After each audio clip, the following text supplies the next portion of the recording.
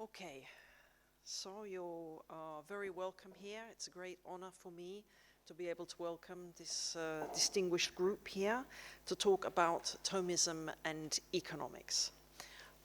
Last week at the Pontifical Academy of Social Sciences, we had a special session.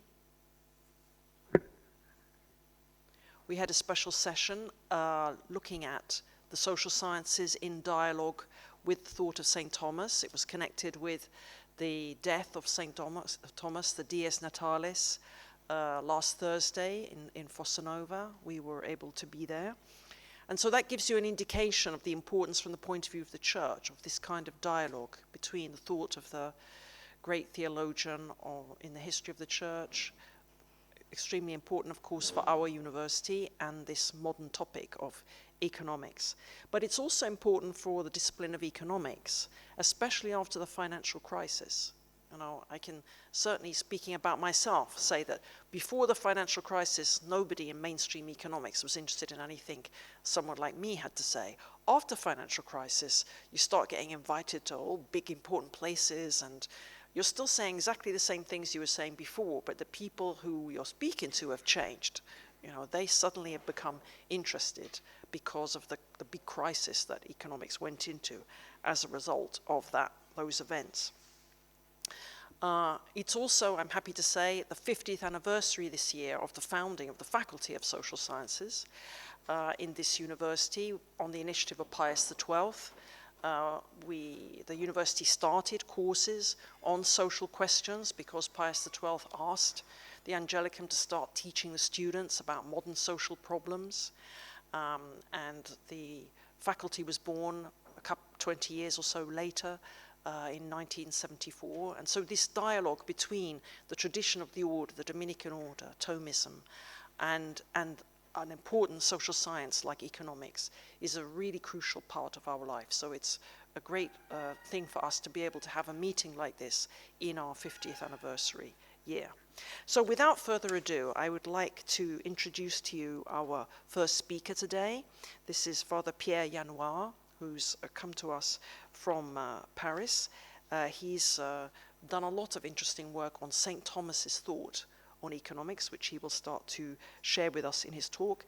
And he's going to speak to us under the title, The Economic Thought of Thomas Aquinas, From Theological Issues and a Philosophical Framework to an Economic Understanding. Thank you very much, Father Pierre.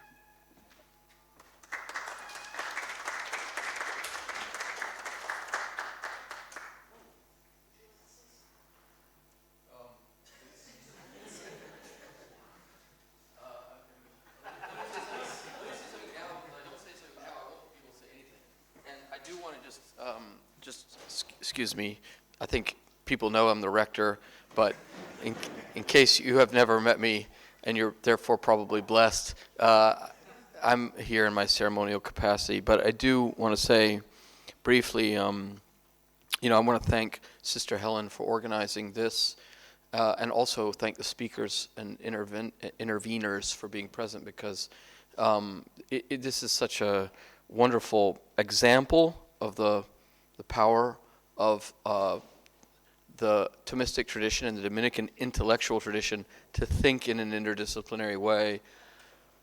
Sister Helen was just mentioning the financial crisis and its new openness to ethics. I think, taking off my hat as rector and putting on my hat as just American person, I think there's also a very important anthropological crisis. And in the context of the United States, which I think is, obviously not just an influential culture, but sometimes a sign of like a canary in the coal mine of where the poison can be coming into the organism of human existence. The grave questions around what human rights are and the philosophical foundations of human rights as they relate to major economic, technological, and social and legal questions is extremely acute. And one of the things we're seeing on the American side culturally is the immense interest in the return to the study of Aquinas by many people who are not even Catholic, because they're looking for a grounding for thinking about political and social questions. One of the professors here who's in conversation with a retired three-star general who is a very responsible person who works on global security.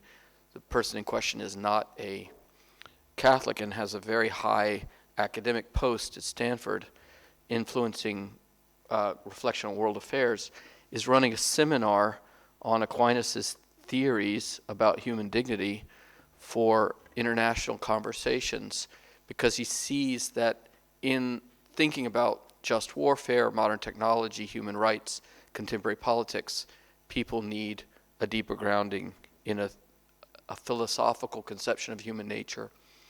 It's just interesting to think about how Pius XII's vision today is a very powerful one.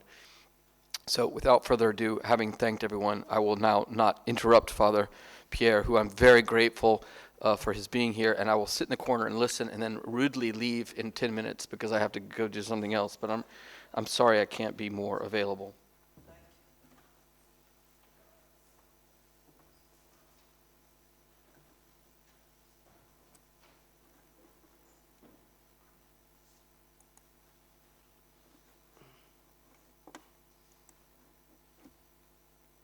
Downloaded the... Are you better at opening? Oh, here we are. There we are.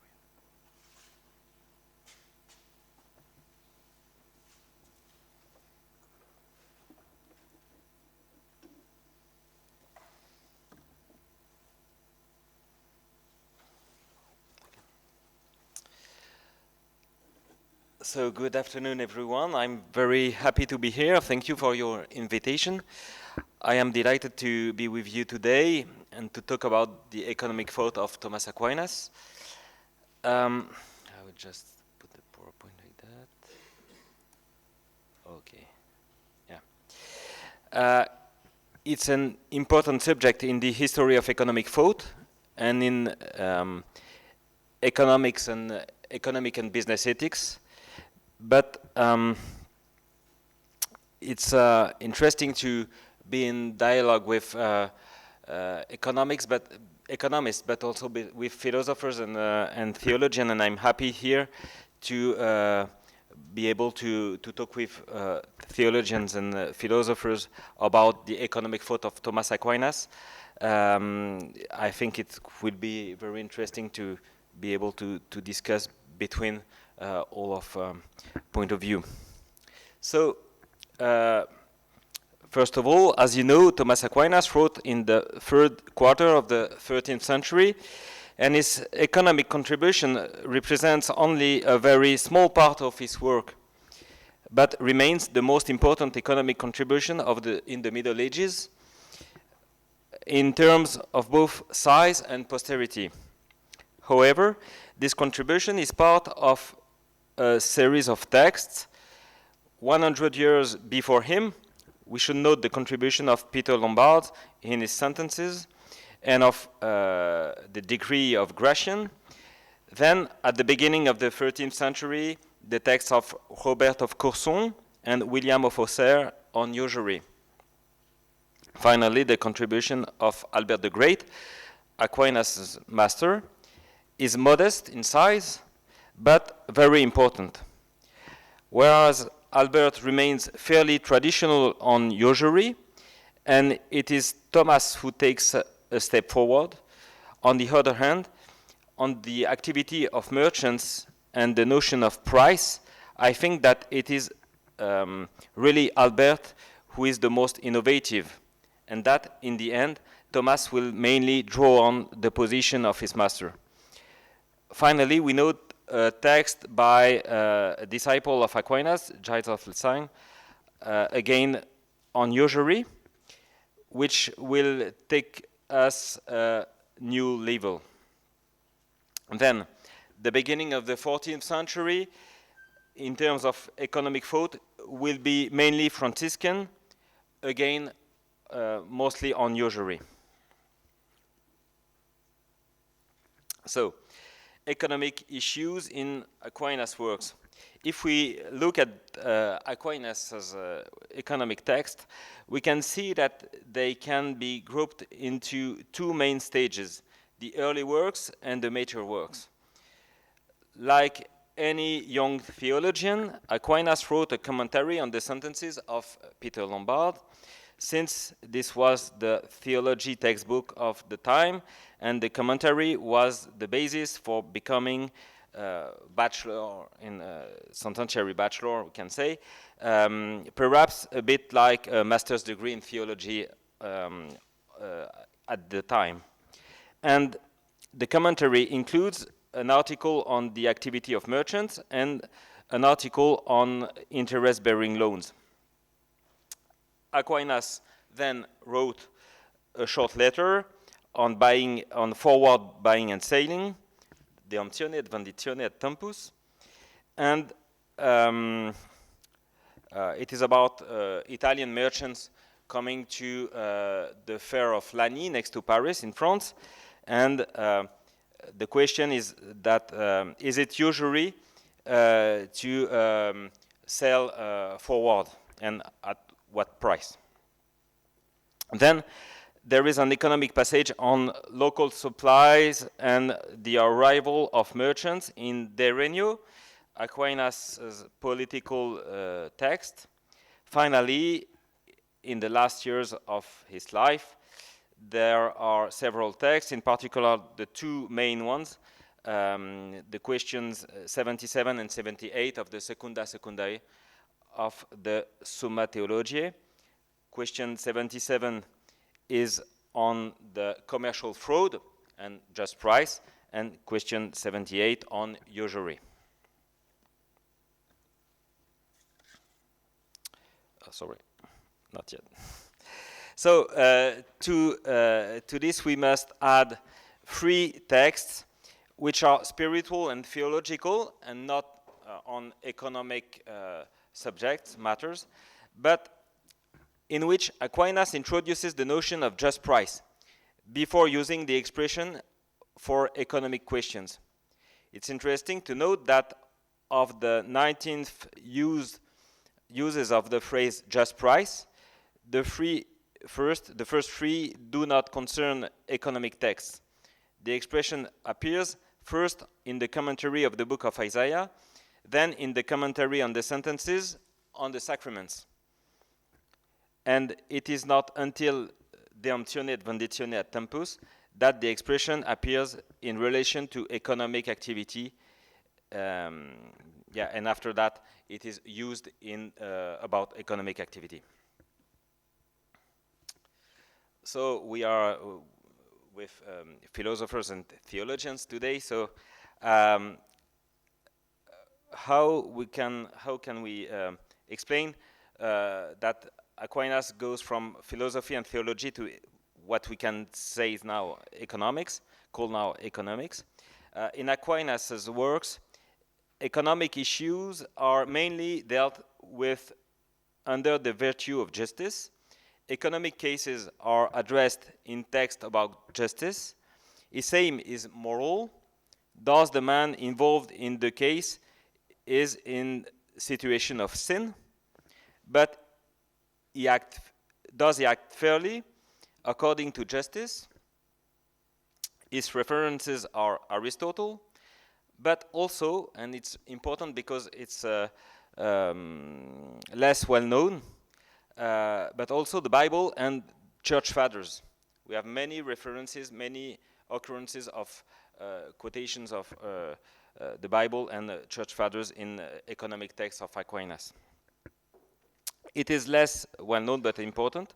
So Aquinas addresses moral issues relating to the virtue of justice in philosophy or theology, but that leads him to make a step beside. In order to know if the economic agent is in a situation of sin, he needs to understand in a positive way the economic transactions of buying and selling, lending and borrowing, what the merchant's trade is, what money is, what a price is, and so on. In addition, we see that there are some parallels and mutual cross-fertilizations between philosophy, theology, and economics. So I'm going to highlight 8 important points in Thomasian economic thought that are at the crossroads of philosophy and theology, and where I think our interdisciplinary discussion this afternoon is relevant and useful. The risk of misunderstanding the activity as the first risk, economic activity as a voluntary exchange, the price as the criterion for justice in exchange. The price can only include licit expenses. A free level just price, I will try to explain. Ontology and commodification, the quid approach, a plurality of exchange ratios, and ecological economic epistemology. So, first of all, in the first economic-related text, the text on the commentary on the sentences on usury, Aquinas leaves the social arguments of the father, according to which interest-bearing loan is forbidden because it is an exploitation of the poor. The rich enslaves the poor. Aquinas prefers to study economic arguments. What is a loan and what is money? Aquinas reviews the arguments of the authorities. Loan is a mutuum, which is the common loan in Roman law. It is a kind of loan without interest, although there are many other ways of payment, in fact. And he also studied the nature of money. I won't go into detail today because it's not our subject here, but the most important is that he distances himself from authorities. He introduced the possibility of an error in the analysis and understanding of the economic activity. He uses different means to do that.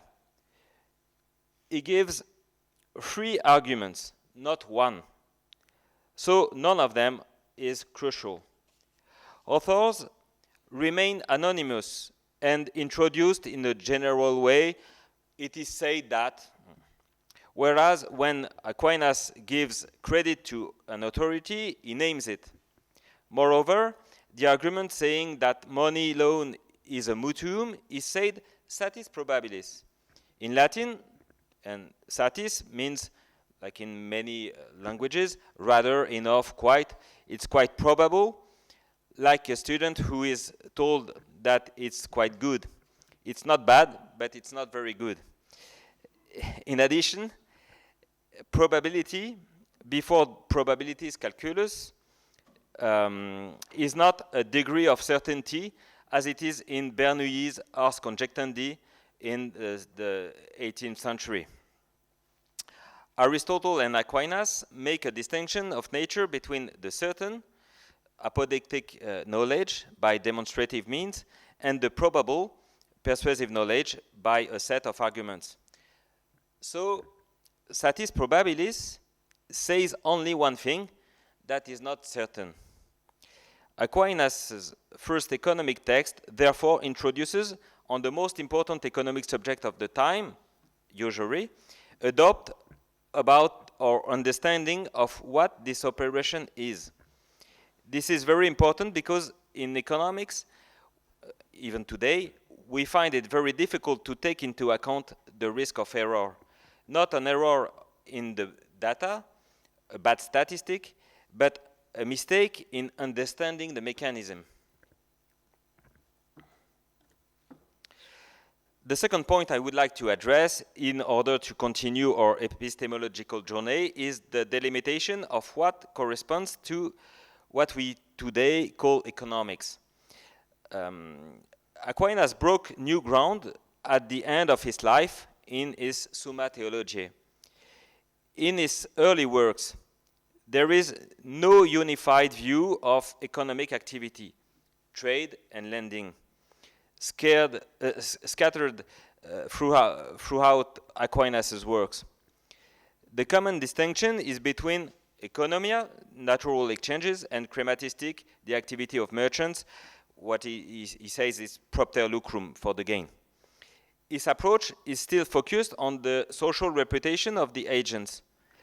Then, in the Summa Theologiae, he makes an epistemological unification focusing on the transaction and seeing that they have common points between exchange and loan, and between natural exchange for the family and merchants trade. So he unifies all these activities as voluntary exchanges when he introduced the two economic questions in the Summa. I quote, "We must now turn to the sin which concerned voluntary exchanges. Firstly, fraud in buying and selling, and secondly, usury in lending. In the case of voluntary exchanges, we do not find another kind of sin that is distinguished from rapine and theft." So we obtain an epistemological delimitation of economics. It gathers activities of exchange, and they are voluntary activities. So not a gift and not a theft. It gives a kind of group there. So it leads us to two questions. Could we articulate gift and exchange? What is the articulation between charity and justice? Aquinas' framework is that of exchange. Surprisingly, Aquinas is quite close to the anthropologist's approach. Every gift calls for a counter gift, so for an economist is an exchange. This raises question about how we understand today the social or civil economy. Is it a combination of gift and exchange, or a particular form of exchange that responds to the justice of exchange and not to charity? The second point is the practice of will. At what point is the exchange no longer voluntary? At what point is the exchange in business ethics, how to deal with the condition, what Albert and Aquinas calls conditioned will, because of necessity of the borrower, the weak bargaining power of the buy, usury rate, forced sale, and so on. Aquinas sets internal boundaries to economic activity, fraud and usury, and external ones, theft and robbery.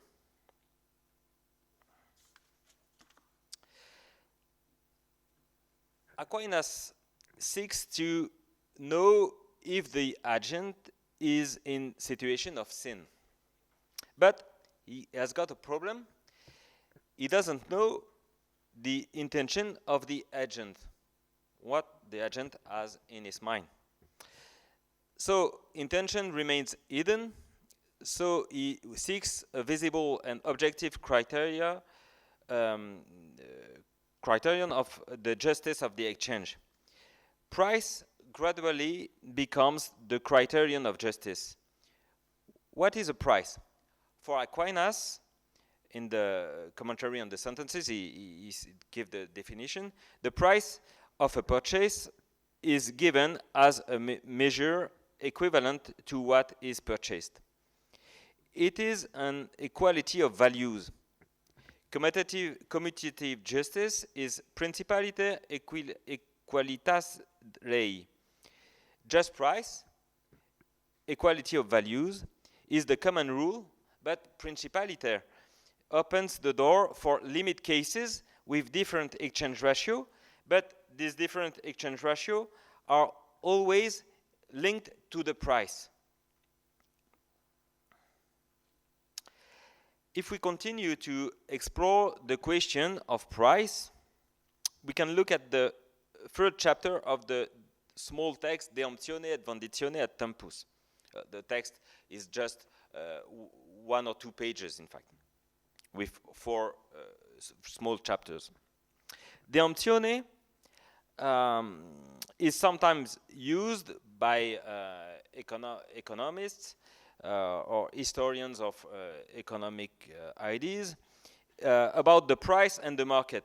But this passage, the third chapter, is never read. You remember it deals with Italian merchants selling their clothes at the Lani Fair near Paris. And Aquinas distinguishes between licit expenses, which the merchant can pass on in the sale price, and illicit expenses, which he cannot pass on. The cost of transport is licit. It is the merchant's own activity. Here, Aquinas says, expensas importatione panorum. But in the Summa Theologiae, 10 years later, he says, periculum transferendo rem de loco ad locum. I think that shows an improvement of his understanding of merchants' services. It goes from the cost, expensas, to the risk, periculum, danger, but it means, in fact, the risk, periculum, and from the periculum of shipwreck or robbery, and from a physical activity of carrying to economic activity, to an economic activity of moving goods. Yeah. So he points out two kinds of illicit expenses. First, expenditures on illicit activities, such as the cost of a loan to develop business. Aquinas is very strict with merchants who borrow money and become complicit in usury without being obliged to do so. Second, expenditure due to two kinds of imprudence: negligence, incaute, or mismanagement, imprudenter. At the first sight, the two adverbs are very similar, but they each carry a nuance that highlights two types of carelessness in management. Lack of attention. I buy sheets in Italy without paying attention to price and quantity, and we'll see when we get to Lani what happens. And incompetence. I am serious, I have done my calculations, but I am a bad manager. I am incompetent. In all these cases, I cannot pass on this imprudence in the price. I have to take responsibility for my mistakes. If we stay with this text, De Emptione, I told you that it is the first economic text where Aquinas uses the expression just price. He says that there is usury when fabrics are sold more expensively than they are worth on the common market. We see two issues here: the articulation between value and price, and the role of the market. Does the market make the justice of the price? How can we articulate the price of justice that pre-exists, the price on the market, and the price in the singular exchange? Using Aquinas' philosophy and theology, we can see very interesting links. So I will not have time enough to demonstrate it, but I will just point it out. Through the category of the sign about sacraments, the sign, sacramentum tantum, is a visible sign of a sacred reality, sacramentum et res, itself a sign of an ultimate sacred reality, res tantum. I will not be too long to develop it, but in the paper I tried to show that just price is the singular in the singular exchange is a sign of the just price on the market, which is reality, but also the sign of the price of justice, which is unseen, but which commands the chain of just prices, in fact. Through the category of analogy, developed in Aquinas' philosophy of language for divine names, the just price is the price of justice, and by analogy, the just price on the market, and by analogy, the just price in exchange. we can add a juridical aspect. In the commentary on the sentences about merchants, Aquinas says that trade must be according to licit contract. So, just price is the just price in the singular contract, which is a sign and an analogy of the price according to the positive law and contract rules, which is the sign and the analogy of the price of justice. So, economically, in an economic approach and in a more juridical approach, we can see a free level kind of just price, in fact. If we continue our investigation into the intersection between economics and philosophy in Aquinas' text, and if we so we have to look at the a special kind of goods that has no price. Paradoxically, one of the most important keys to understanding Thomasian economic thought is his treatment of simony, which is the sin of selling a sacred thing or power. And in the commentary on the sentences, he says, if it is with respect to quantity in quantum, then there is injustice, injustitia, as secut cum, when someone does not buy or sell at a just price, non justo pretio. But if it is with respect to the object, in quid, as cum, when he sells or buys what is not the object of a price, quid non cadit sub pretio, then it is the sin of the simoniac. We can note two aspects here. First, there is a progressive lexical commodification because 13 years later, in the Summa Theologiae, impossibility of pricing will be expressed in terms of price level.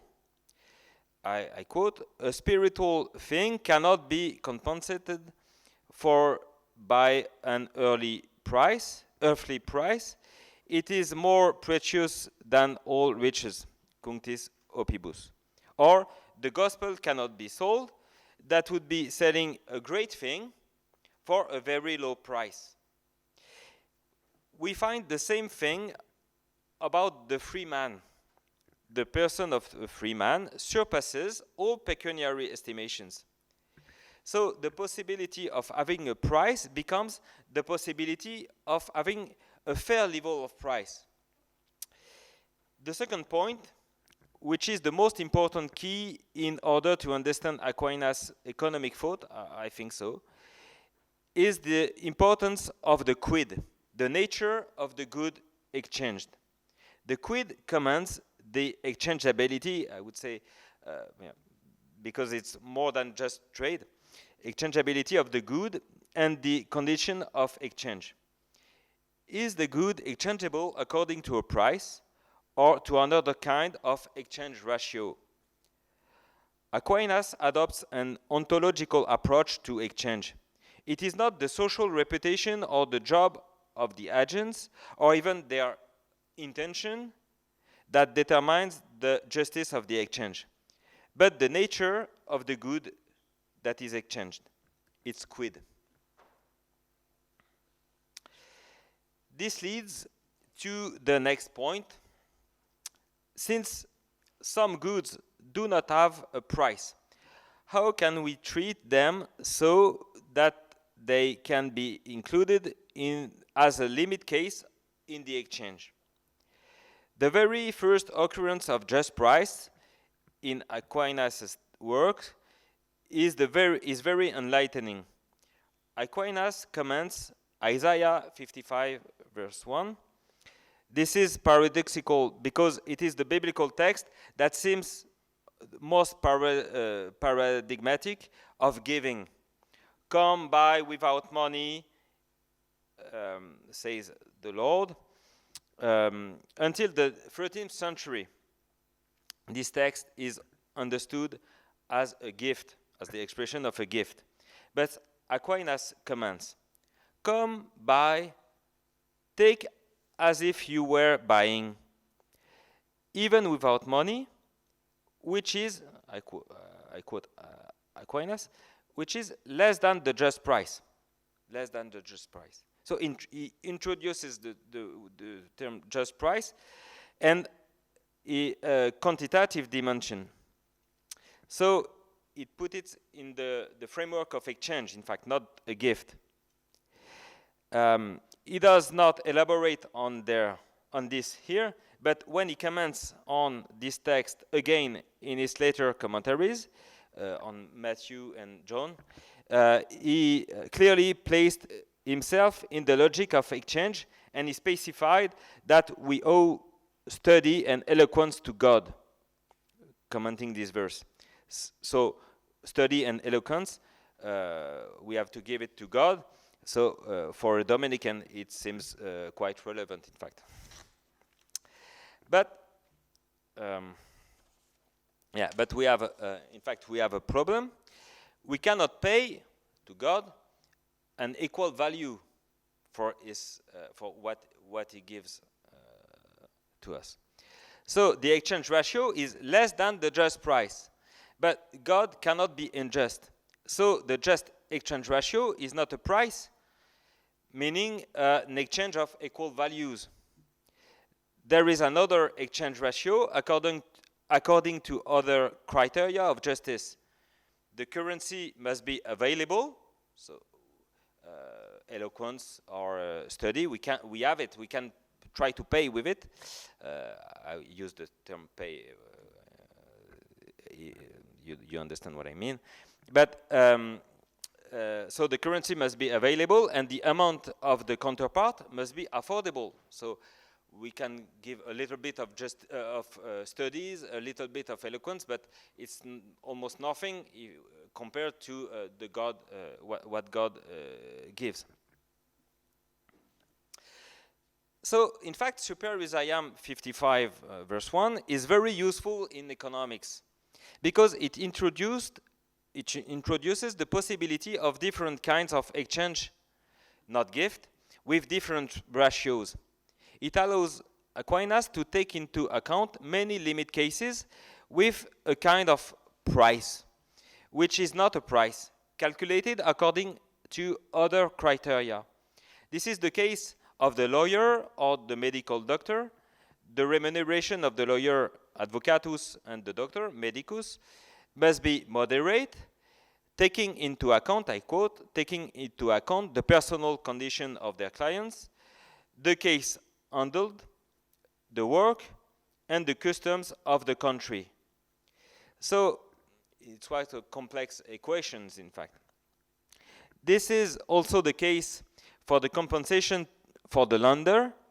The price has no interest, but in fact, there are some what we call extrinsic titles beside no interest loans, the recompensatio or the interesse in case of late repayment. This is also the case of the income of the merchant, which is not a wage, a price for work, but a kind of stipend, quasi-stipendium laboris. This is also the case of the income of the priest. He does not receive the price of mass, pretium mise, but a living allowance, quasi-sustentamentum vitae, or stipendium necessitatis. Thinking about the probability of exchange ratios dictated by the probability of the exchangeable character of quids makes it possible to think about all these activities and transfers within the framework of exchange and its justice. Today, many conflicts actually concern the nature of the exchange ratio. In France, for example, we had a regulated energy tariff. Because it was a specific good, we didn't pay a price, an equal value, but a kind of compensation. Now it is it has become a price, and we see that it's quite difficult, in fact. We also have conflicts between doctors and the authorities over regulating the price of medical consultations. An appointment with the doctor who saves your life is worth more than 25 euros, but everyone should be able to see a doctor. And we can give many, many examples where, in fact, the exchange ratio is not an equality of values, in fact. So we can see that since the Middle Ages, the issue have always been the same. Last point. Finally, I'd like to raise another point. You've seen that we've talked a lot about the condition of exchange, about prices, about ratios in exchange, but we haven't talked about production, input. That's what I'm working on at the moment, and I'd like to share with you a few points that I think are important.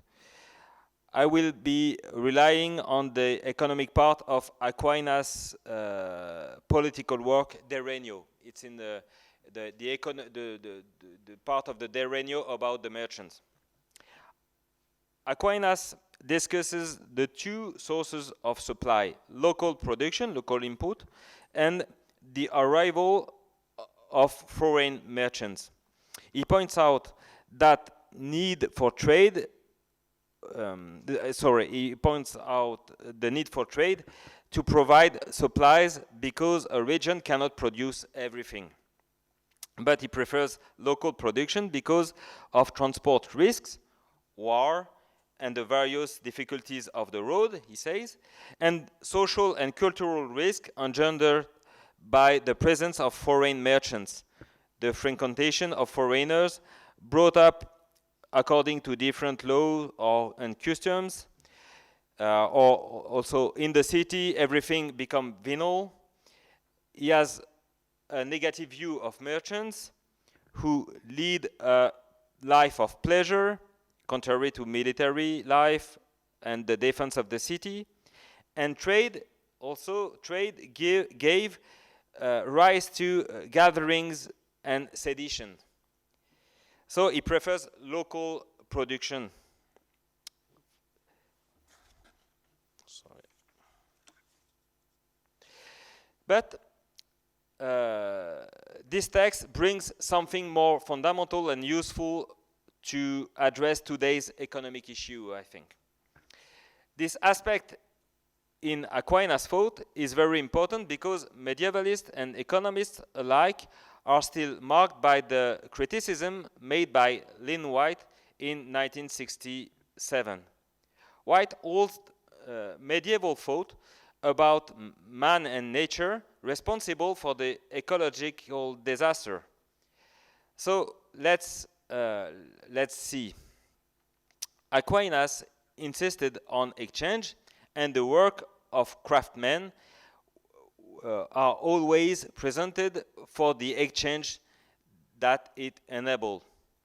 In addition, production in the economic sense does not appear until the modern era. But producery appears twice in Aquinas' economic writings. On alchemy, not really in an economic sense, but once on trade and supply in De Regno. The issue is not only to know what is better between local supply and the arrival of merchants. The deeper issue is to know who produces. We go from geographical dialectic to a temporal and ontological one. Aquinas says, but there are two ways of ensuring that a city has an abundance of things. The first, the one we have been talking about, he says, comes from the fertility of a region producing, producentis, in abundance, everything required for human life. The other comes from the use of trade by which the goods necessary for life are imported ad ucantur from different regions into the same place. As it is in the Bible, in Genesis 1, it is the earth or God that produces. Man has to adapt to the fertility and abundance of the region. He receives what earth produces, and then his work is to transform, craftsmen, to transform, to transport, and to exchange in order to satisfy the needs. This leads to a kind of ecological, economic epistemology, reducing the scope of human activity and keeping the scope of God and earth production. So the last slide. This leads to two contemporary issues. First, about short supply chain and local supply. Health crisis, the COVID, and the war in Ukraine reshuffle the cards.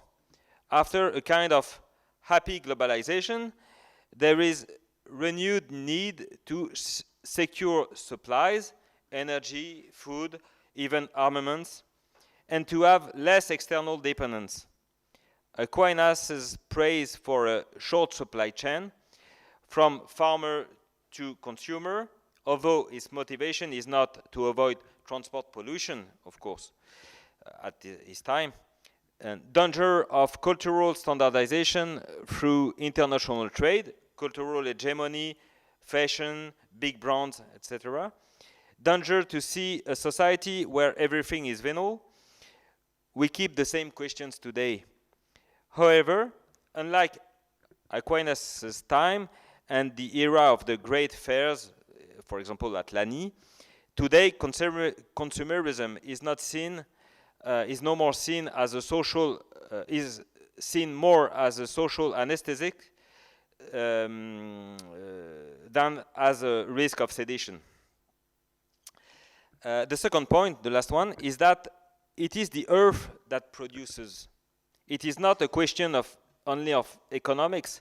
It's a mental revolution to reduce the scope of human activity to improvement and exchange, but acknowledge that production depends on the land. Receiving with gratitude, not believing oneself to be all-powerful, all-possessing, and all-creative. The challenge of an ecological economic approach is that we receive natural resources which may or may not be fertile and abundant.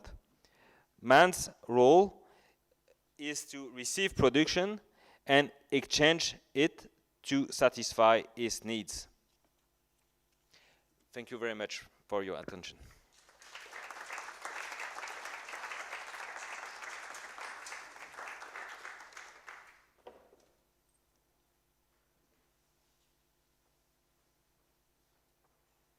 So, thank you very much, Father Pierre. And now we'd like to go straight to our first respondent, who is Father Philip Rees, who is a professor in the Faculty of Philosophy.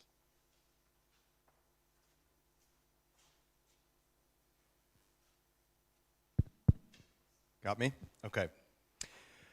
So I'd like to begin my brief remarks by thanking Father Pierre for this stimulating, lucid, and deeply learned presentation. Many years ago, I had the opportunity to write a little piece on the economic opuscula of one of Aquinas' Renaissance interpreters, and this talk has reminded me how much I really liked doing that research. So speaking for myself, but I think also on behalf of the entire audience, thank you. Now for my comments. Whenever we do the history of philosophy, there are at least 3 different registers, you might say, on which we might be operating at any given moment. The exegetical register, the systematic register, and the speculative register. When working on the exegetical register, the questions we ask generally take the form of, did so-and-so think such and such? And the answers that we give generally take the form of yes or no. So-and-so did or did not think such and such. For example, we might ask the exegetical question, did Thomas Aquinas think that a thing's price should be affected by any and all of the expenses incurred by its seller?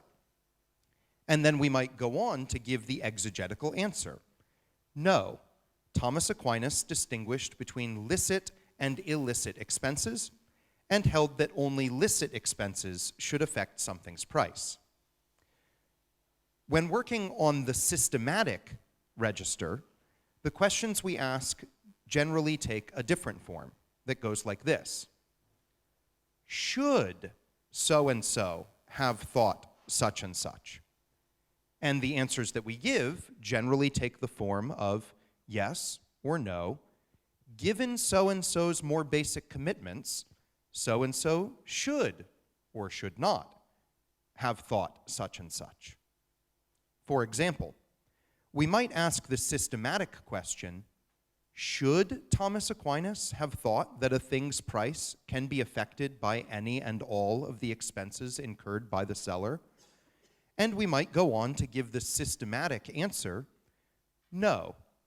Given A, the fact that Aquinas defined price as a measure equivalent to what is purchased, and B, the fact that his distinction between licit and illicit expenses seems to track the difference between expenses that arise on account of what is purchased versus expenses that arise on account of something unrelated to what is purchased, it follows that Aquinas was perfectly justified in saying that something's price should only be affected by the seller's licit expenses.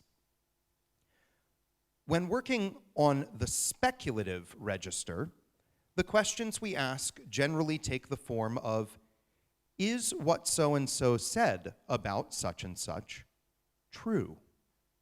And the answers that we give generally take the form of yes or no, what so-and-so thought about such and such is or is not true. For example, we might ask the speculative question, is what Thomas Aquinas said about only licit expenses affecting a thing's price true? And we might give the speculative answer, yes, what Thomas Aquinas said about only licit expenses affecting a thing's price is true, though a lot more nuance is required to spell out what sorts of things count as licit expenses in today's markets. These three registers do not exist in isolation. When the history of philosophy is being done at its best, there will always be a dynamic interplay between them. We will always be switching back and forth between registers, changing keys, so to speak. Thus, in response to the speculative answer just given, we might immediately go on to raise the systematic question of whether or not the principles that Aquinas lays down in, say, the De Emptione might be consistently expanded and applied so as to produce precisely the sorts of nuance that our modern markets require. And in order to answer that systematic question, we will need to revisit the exegetical question of what Aquinas actually said in the De Emptione. For an incorrect exegesis of the text will almost certainly lead to either over or underestimating what counts as a legitimate and consistent expansion or application of Aquinas' thought. Nevertheless, interplay is not equality. And as such, it does not follow that just because a thinker is exegetically interesting, he is therefore systematically or speculatively interesting. A text might be absolutely fascinating from an exegetical perspective, and yet we might nevertheless judge it to have very few interesting implications from a systematic perspective. Likewise, from a systematic perspective, a text might be bursting at the seams with implications, consequences, and entailments. And yet we might judge, nevertheless, that virtually all of the implications, consequences, and entailments of that text are false from a speculative perspective. My question for Father Pierre, then, is how he would rank and rate the interest of Aquinas' economic thought according to these three registers. The majority of the talk seemed to be operating largely at the level of exegesis, and personally, I found that exegesis to be extremely interesting. I find myself decidedly less settled when it comes to the question of systematic and speculative value. The final slide of the talk began to touch on these issues, but also left me wanting more. Just how expandable or extendable, just how systematically fecund do you think Aquinas' economic thought is?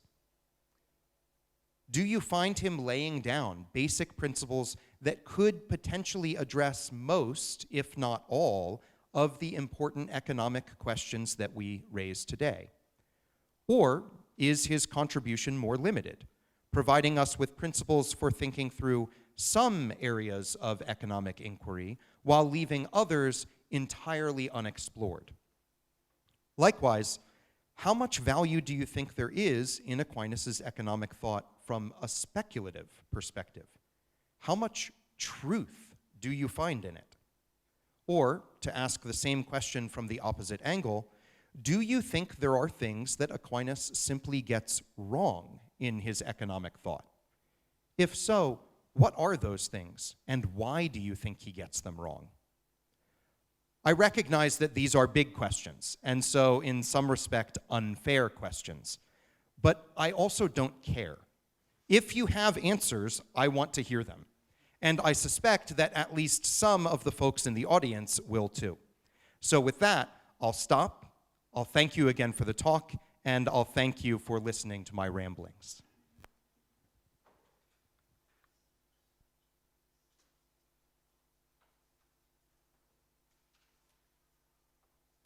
Great. After that little consultation, we think we go first to the other respondent, to Stefano Menginello, who is a professor in the Faculty of Social Sciences and also what we call here in Italian a pezzo grosso in the world of Italian statistics, to make a second response, and then we'll hand over. Okay. Just the word pezzo grosso just means that I'm a little bit fat, so it's. Thank you. I would like to thank Father Pierre for this very interesting and inspiring presentation. My first point will be to address an even broader issue, which is the contribution of Middle Age to modern economic thought. This is very interesting because every one of you maybe think about like Il Nome della Rosa, like Dark Ages. So there is nothing to learn because people at that age were just struggling to survive. That reminds me of a very famous French historian. It was called Charles Duby. Charles Duby was one of the founder of the modern historical science, which clearly showed that Dark Age was not that dark, because at that age, even in the high Middle Age, they already have some sort of a local market and a lot of trade, so everything was quite developed, but they had no capital accumulation. This means that the capitalism was not fully exploited, but it was quite evident that increase of trade was producing benefits. So people from the Middle Age, they were not ignorant about economics, and the most knowledgeable people about economics in the Middle Age, they were the monk, because essentially they ran huge monastery. Monasteries apply a very in-depth division of labor. If you think about the Benedictine monastery, they were specialized in doing different things. So the the monastery economy was very specialized and was trading from what they produce inside with the external market. So we don't have to think that people in the Middle Age was ignorant of economic science. Nevertheless, economic science was born 5 centuries later.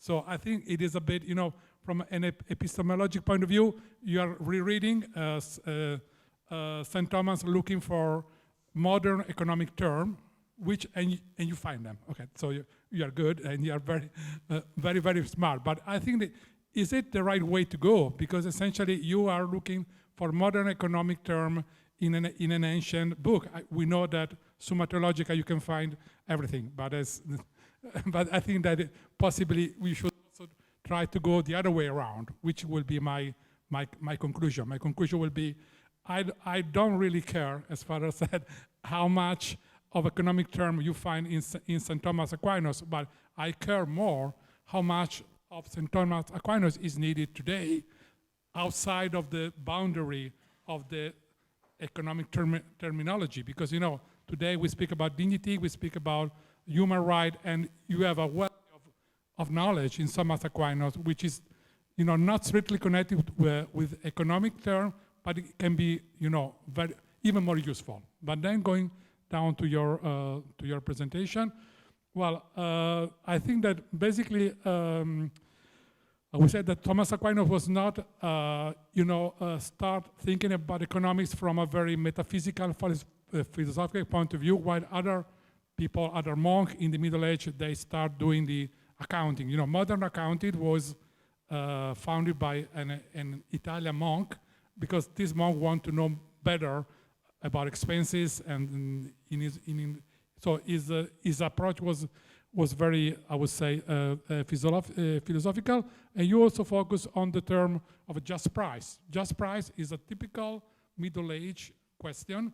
If you look at a modern economic test and you're looking for just price, maybe you turn the book, this is the just price of the book, but inside the book, there's no evidence, okay? So my idea is that even that you link the just price within the virtue of justice, this is still a medieval approach. While the modern economic was started, even it was started by Adam Smith and other people that were priests, they start to split what was the moral side with the mechanic or the efficiency side. And that was a big mistake.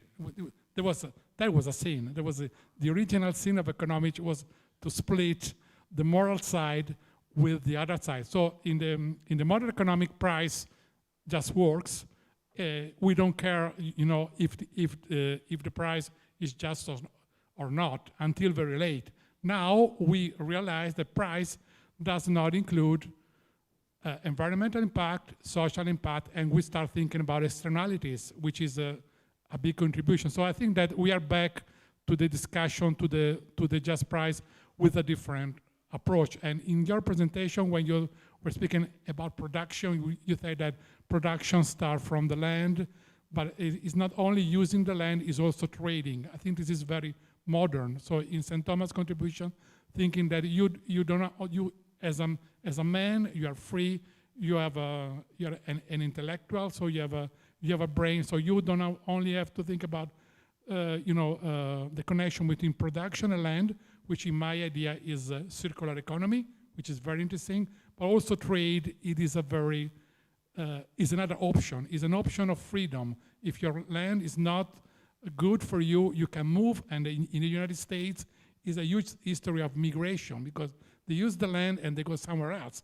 So somehow St. Thomas recognized that a brave man, courageous man, use the land, but if he find other opportunity, he move west. So that was also very, very, very important. And also, I think that one point which I find more critical is that St. Thomas very much focused on price and on the determinant of price, and also on the compensation of price, not only including what is obvious, so the cost of transport, but also recognizing the risk. I don't know if it goes far to acknowledge entrepreneurship. Entrepreneurship is not taking the risk, but is also innovation. So that was my question. But because I understand that, the risk is a sort of a compensation which has also to be taken into account, but entrepreneurship means to be also innovative. And innovation, I don't know if you can find some references to that. One of the main problems I see is that agent intention remains hidden. And this is strange, because this is St. Thomas. He knows people, heart, spirit, and body. So he should know which were the intention of man, even in economics. That really surprised me, in the sense that he should, given his very in-depth knowledge of the human being at different level, he did not link so somehow, I would not say he failed. Somehow he underestimated a bit the richness of the rest of his theory when applied to economics. Okay, thank you.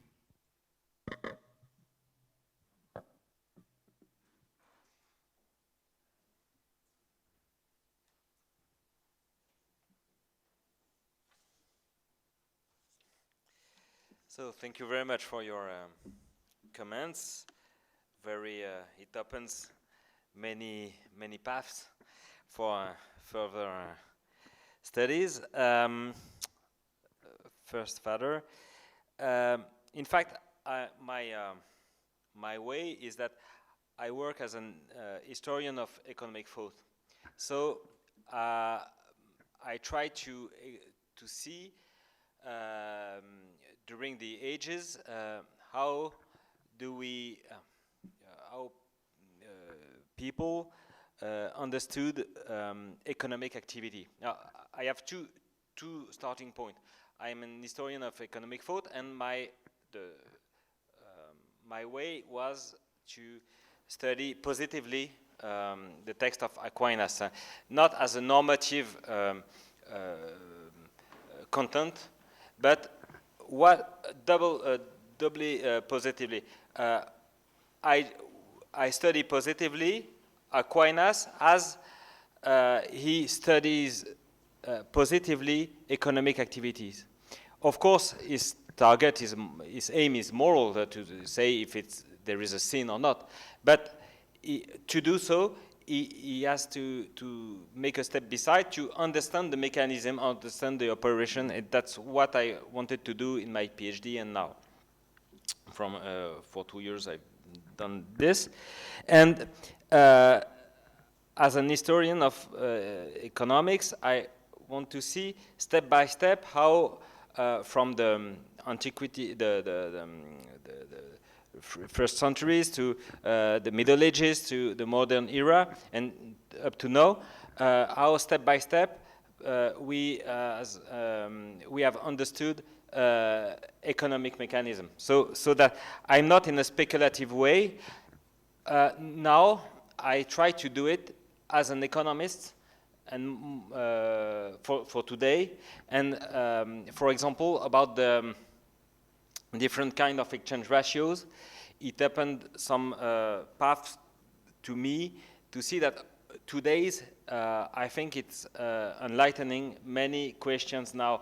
Goods that are, for the goods that have no price, or not exactly a price, but a kind of, but it is not a gift. So what it is, and or about ecological epistemology or something like that. So I'm not in a speculative way, so sorry, I cannot go further. But in fact, my aim is that to give a better understanding of Aquinas' content and works. And if some more speculative economists want to use it, it's the same thing in Bible. You know, you said about Bible, but it's the same thing. If you study the Bible, and if you are a theologian, it's not the same work. But you will, if you are a theologian, you will use exegetical works. I think, yeah, that's my way to do it. But I have some project to write papers on more in economic philosophy and less in history of economic thought about some of these subjects, production, exchange ratios, and this kind of thing. Yeah, sir, thank you very much for your comments. In fact, the Middle Ages is not very well known, in fact, in general, and in economics, it's the case. And what is complicated is that many economists have used medieval authors as an authority. For example, about Aquinas, at the end of the 19th century and the beginning of the 20th century, some Marxist economists used Aquinas, saying, in fact, he is the first Marxist, or Marx is the last scholastic, you know. We have some texts like that. But in the 50s, we have a very liberal economist saying that Aquinas is the says that the just price is made by the market. The market makes the justice of the price, in fact. So it's the it's very different. And nowadays, many people use Aquinas to support civil economy. So the problem is that Aquinas, but others also, are used, in fact, but not well known, but people use them. So I think we don't know, we know a little bit Aquinas, we know a little bit the Franciscans of the beginning of the 14th century. We have maybe 20, 40, 30 years ago, Aquinas was the everybody wanted somebody wanted to study Aquinas. Now everybody goes to study the Franciscans of the 14th century. Good, and so in fact the epistemological question is that I think it's good to know them a little bit more, because even if the word has changed, the questions are sometimes the same. Question of the price, when you buy, when you sell, when you borrow, when you lend, when you what is money, all these things. It's the merchants. It's always the same kind of questions, in fact. So I think it helps to give some in history, to give some ideas of the way things go through the centuries, and in philosophy, economic philosophy, to understand what are the main issues now, the main important points, for example, about ecology, about production, about what is the good that is exchanged, and so the limit of the market. About the risk, I will finish with that. So I've written my PhD on the risk in early works of Thomas Aquinas.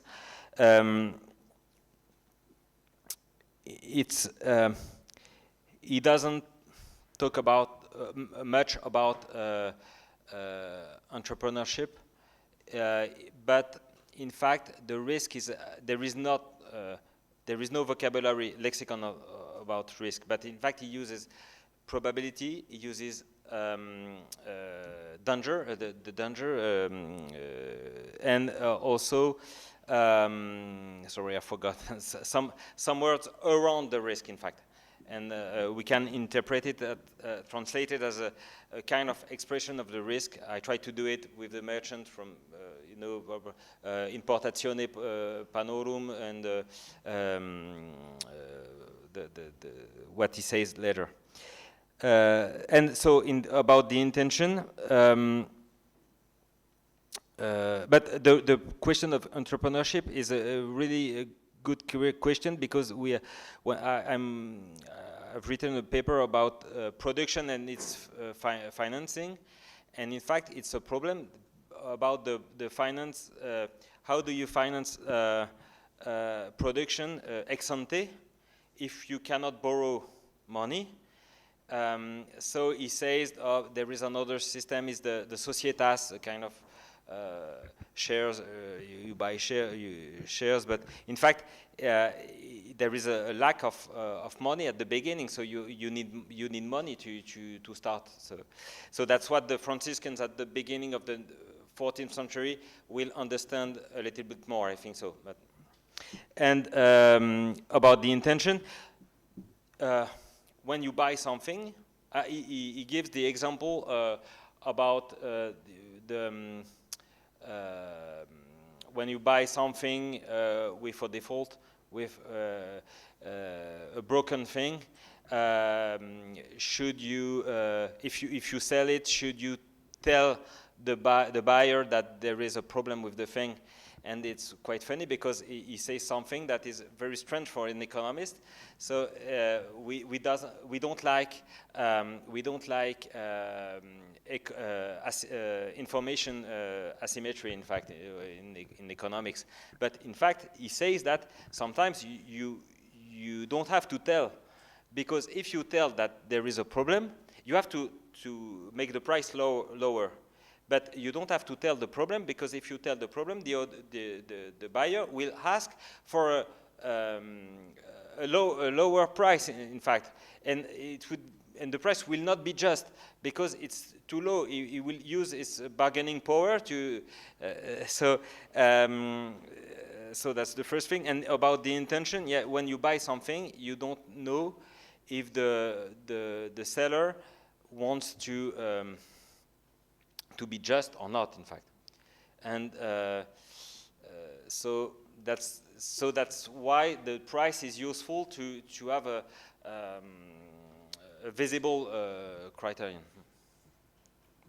We can go on to talk. Very interesting. Thank you very much.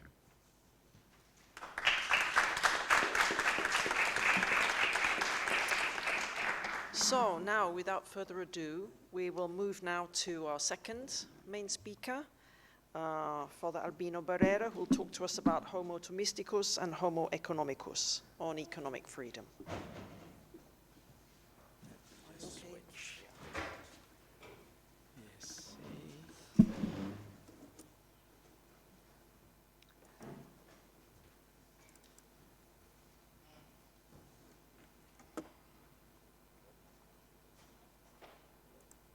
So, let me begin by asking you to reflect for a few minutes, no, for 30 seconds. What do you think can Thomism do for us today in the real economy? What difference do you think can Thomism make in the real economy? Think about it. Between us here, this represents decades, maybe even more, of having studied Thomas and the schools of thought that arose after St. Thomas. What difference do you think can Thomism make in the real economy? So you're familiar with both. You're familiar with Thomism. You're also familiar with the real economy. And if you think it can make a difference, then tell me precisely how it can make a difference. Okay, so 2 questions. I don't want to bias you, so I just want you to think at a time before I, put in my own 2 cents worth on the difference it makes. What difference can it make? And if so, if you think it can make a real difference, how can it make a difference? So I'd like to begin by presenting you with two well-established empirical observations. This is a graph that shows the growth of per capita income.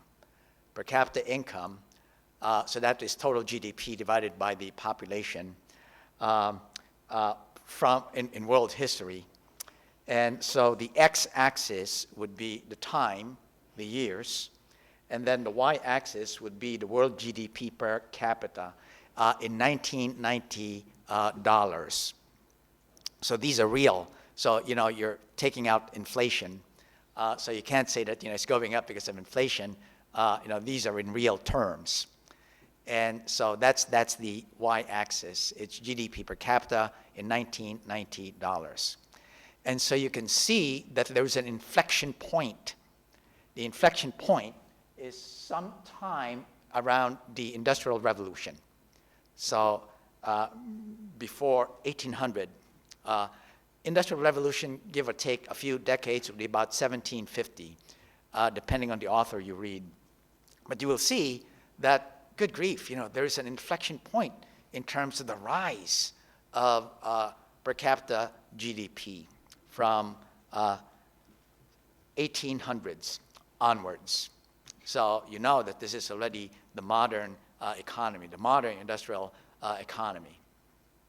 So this is empirical observation number one. Empirical observation number two is the following. It's another graph with a similar inflection point. On the x-axis would be the year. It would also be the year. On the y-axis would be global population. Global population on the y-axis, and then on the x-axis it would be the year. And observe that there is also a similar inflection point where you just simply suddenly accelerate in terms of global population. In this case, it would be about 1950, post-World War II, and there is a sudden rise in population. And there is an explanation for this rise in population.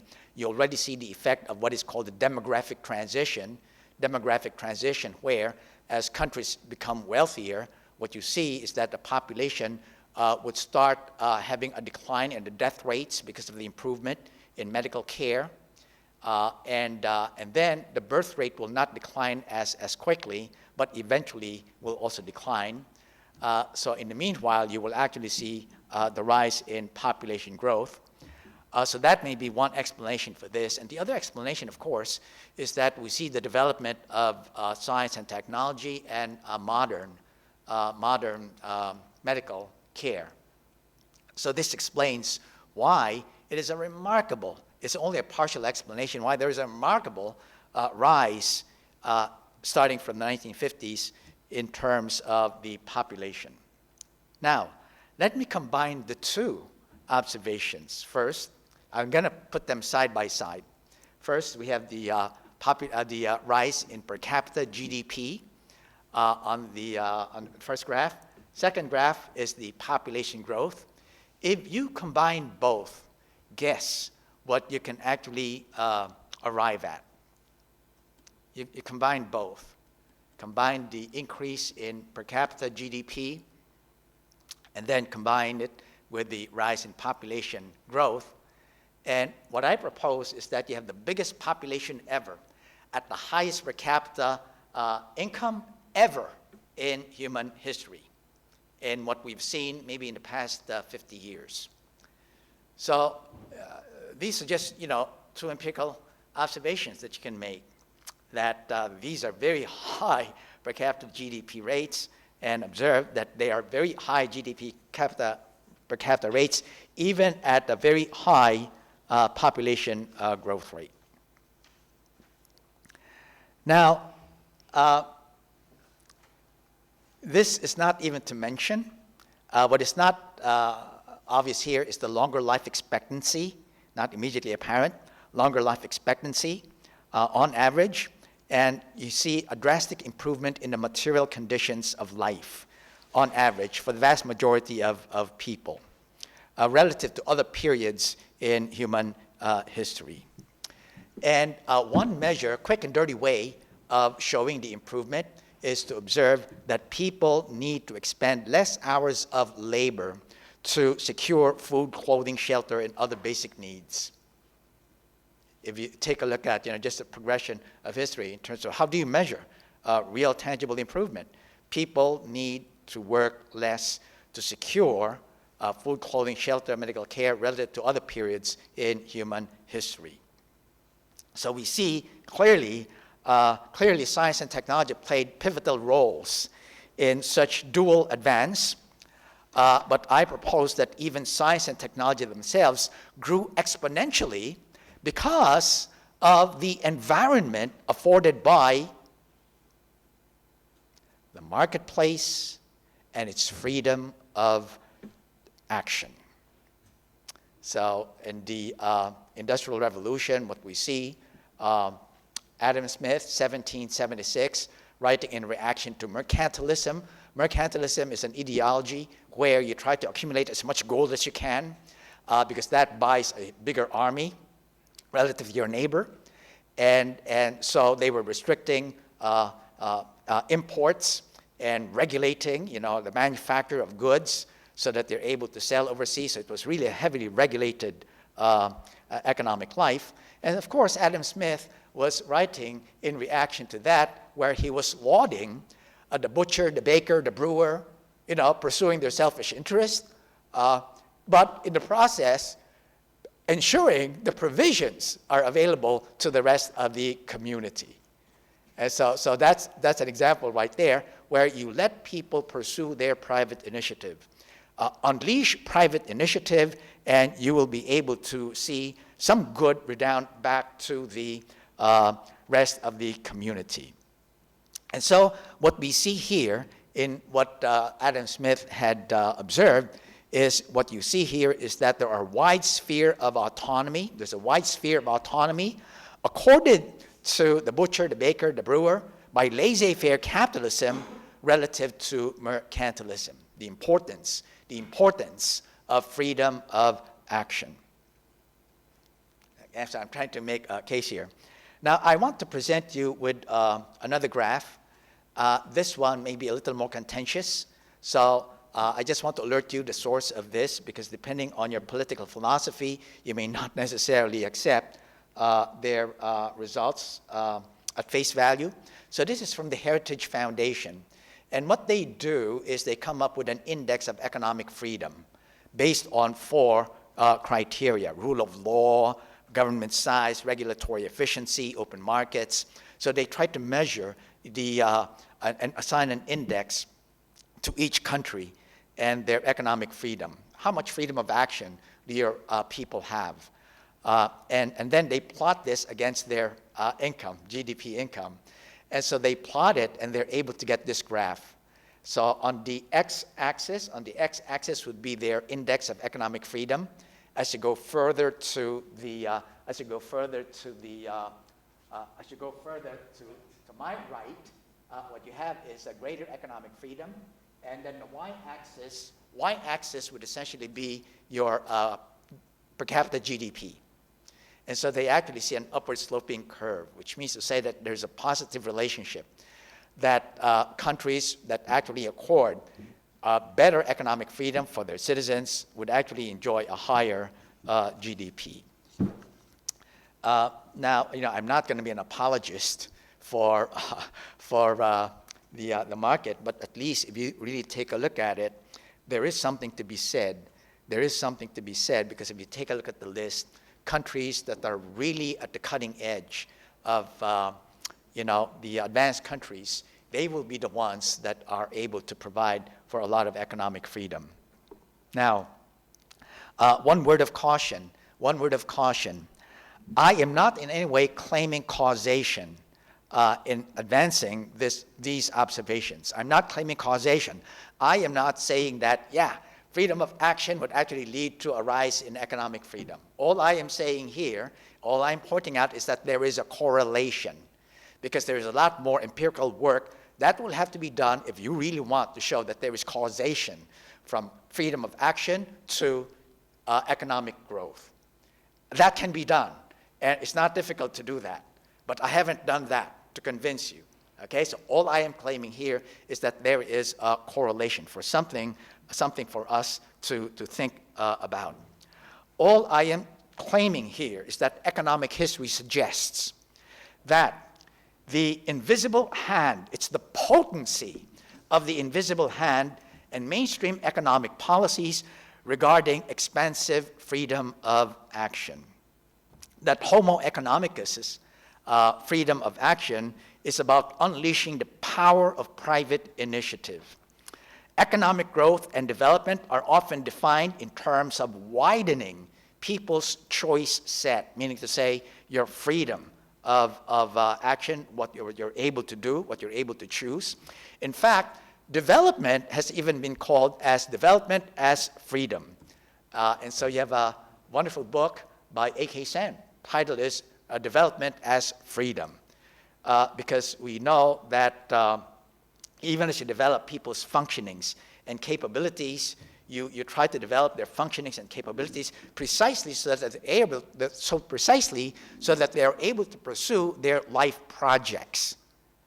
They're able to pursue their life projects.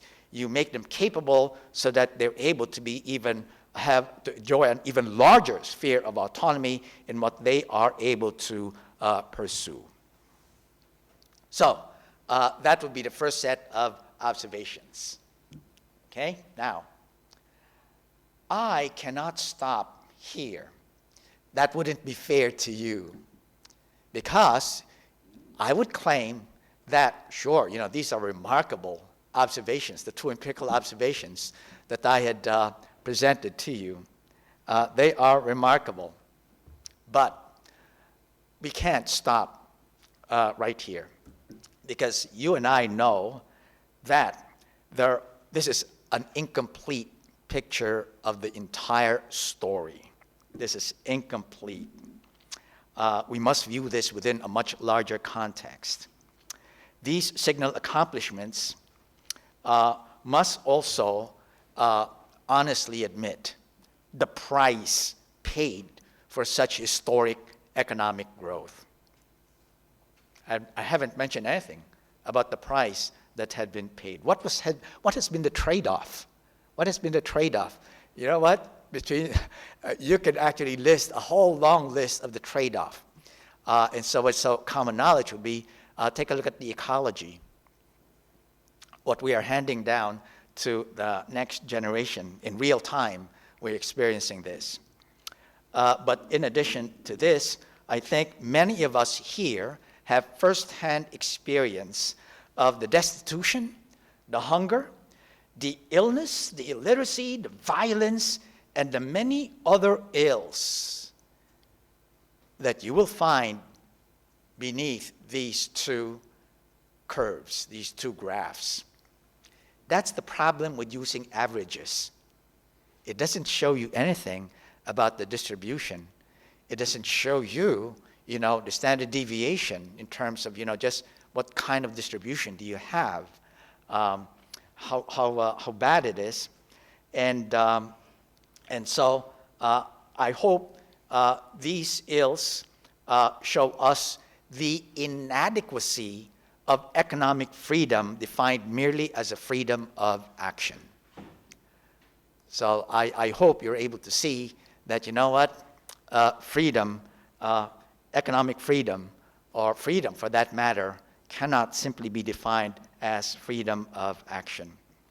And this, my friends, is where I claim, where I propose, is where Thomism can make a difference. This is where Thomism can really make a big difference. If you take a look at the standard circular flow in an economy, so this is what you will actually find in an introductory textbook in economics. I hope it doesn't bring back nightmares from your course in economics, but you can see that there is an interaction between business on the one hand and households, and they interact with each other through two markets. you have the input market, and then you have the product market. And so all around, there are choices being made in terms of the households deciding how much labor to sell in the input market. And then they have to decide in the product market how they will dispose of their income. And then businesses, what they will buy in the input market, how much labor, combination of factors of production in the market, and then what they will sell, how much they will sell, what kind of products they will sell in the product market. So you can see that it is really choices all around, choices galore, when you are talking of the circular flow. And you can see why mercantilism really caused a lot of problems, because you're essentially holding back the circular flow. You're really introducing a lot of problems. And I guess the best example I could think of here is for you to think back to the contrast between the Soviet economies prior to 1991 versus the Western economies. You will see the difference right there. Because in the Soviet bloc, and what was the Soviet bloc? I mean, it was a centralized planning. And so you can see that there was very, very little room for freedom of action. So I would like to contrast the conception of freedom between neoclassical economics and praxis, and that would be Homo economicus on the one hand, versus what I call Homo Thomistica, which would be, within Thomism, what would be its vision and its understanding of freedom, okay? So I'd like to contrast them in 7 ways. And this is not exhaustive. What I am doing here is within the time available to me. I'm going to squeeze in as much as I can. So this is not exhaustive. So in terms of what freedom is all about, for Homo economicus, freedom is essentially identical to choice. Freedom is identical to choice. Observe that I am not merely using the equality sign. I am using the identity sign, which means to say that they are the same set. They are the same set. Choice exhausts everything that can be said of freedom. And once you've actually exercised your choice, that's it. You've exercised your freedom. So that would be Homo economicus. This is something that is unacceptable for Thomism, because it is adamant. It is adamant that, choice is important. No doubt about it. In Thomism, choice is important. In fact, it is a necessary condition of freedom. People must be able to choose if they are really to be truly freely agents. So, we're not going to contest that. There's no argument on that. Choice is a necessary condition. However, the disagreement is this. For Thomism, choice, while it is a necessary condition, is not a sufficient condition. Choice, while it is a necessary condition, is not a sufficient condition. Choice does not exhaust everything that there is in freedom.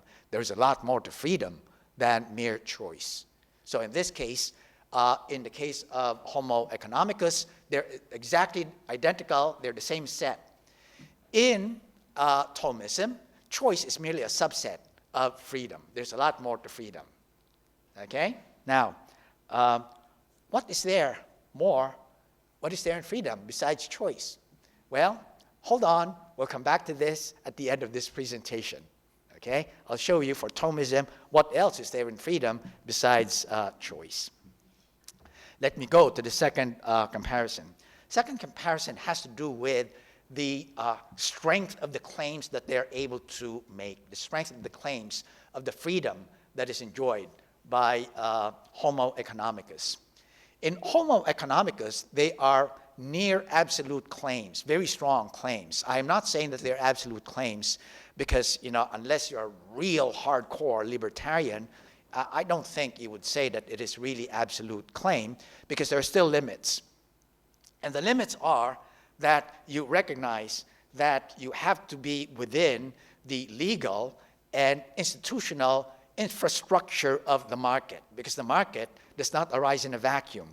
There is an underlying legal and institutional infrastructure that makes the market work, that makes the market possible. Think of contracts.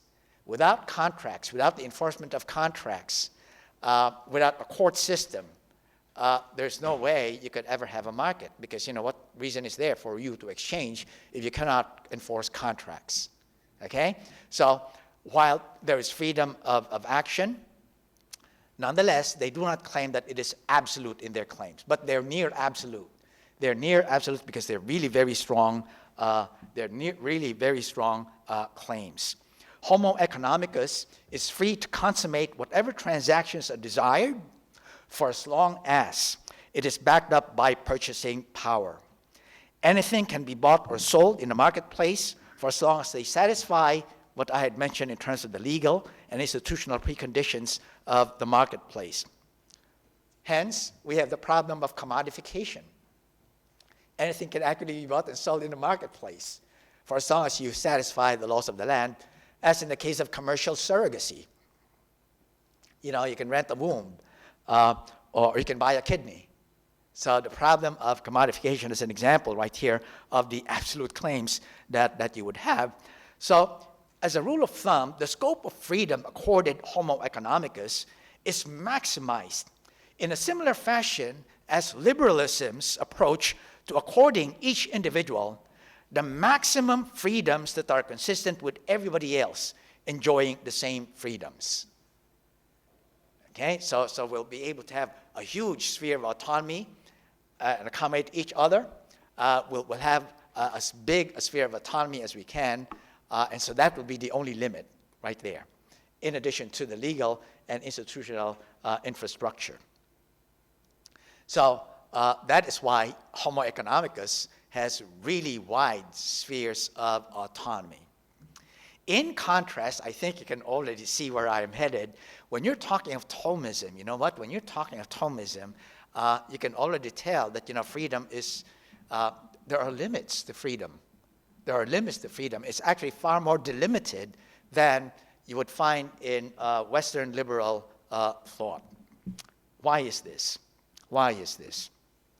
It's because it is a merely participated freedom. Merely participated freedom.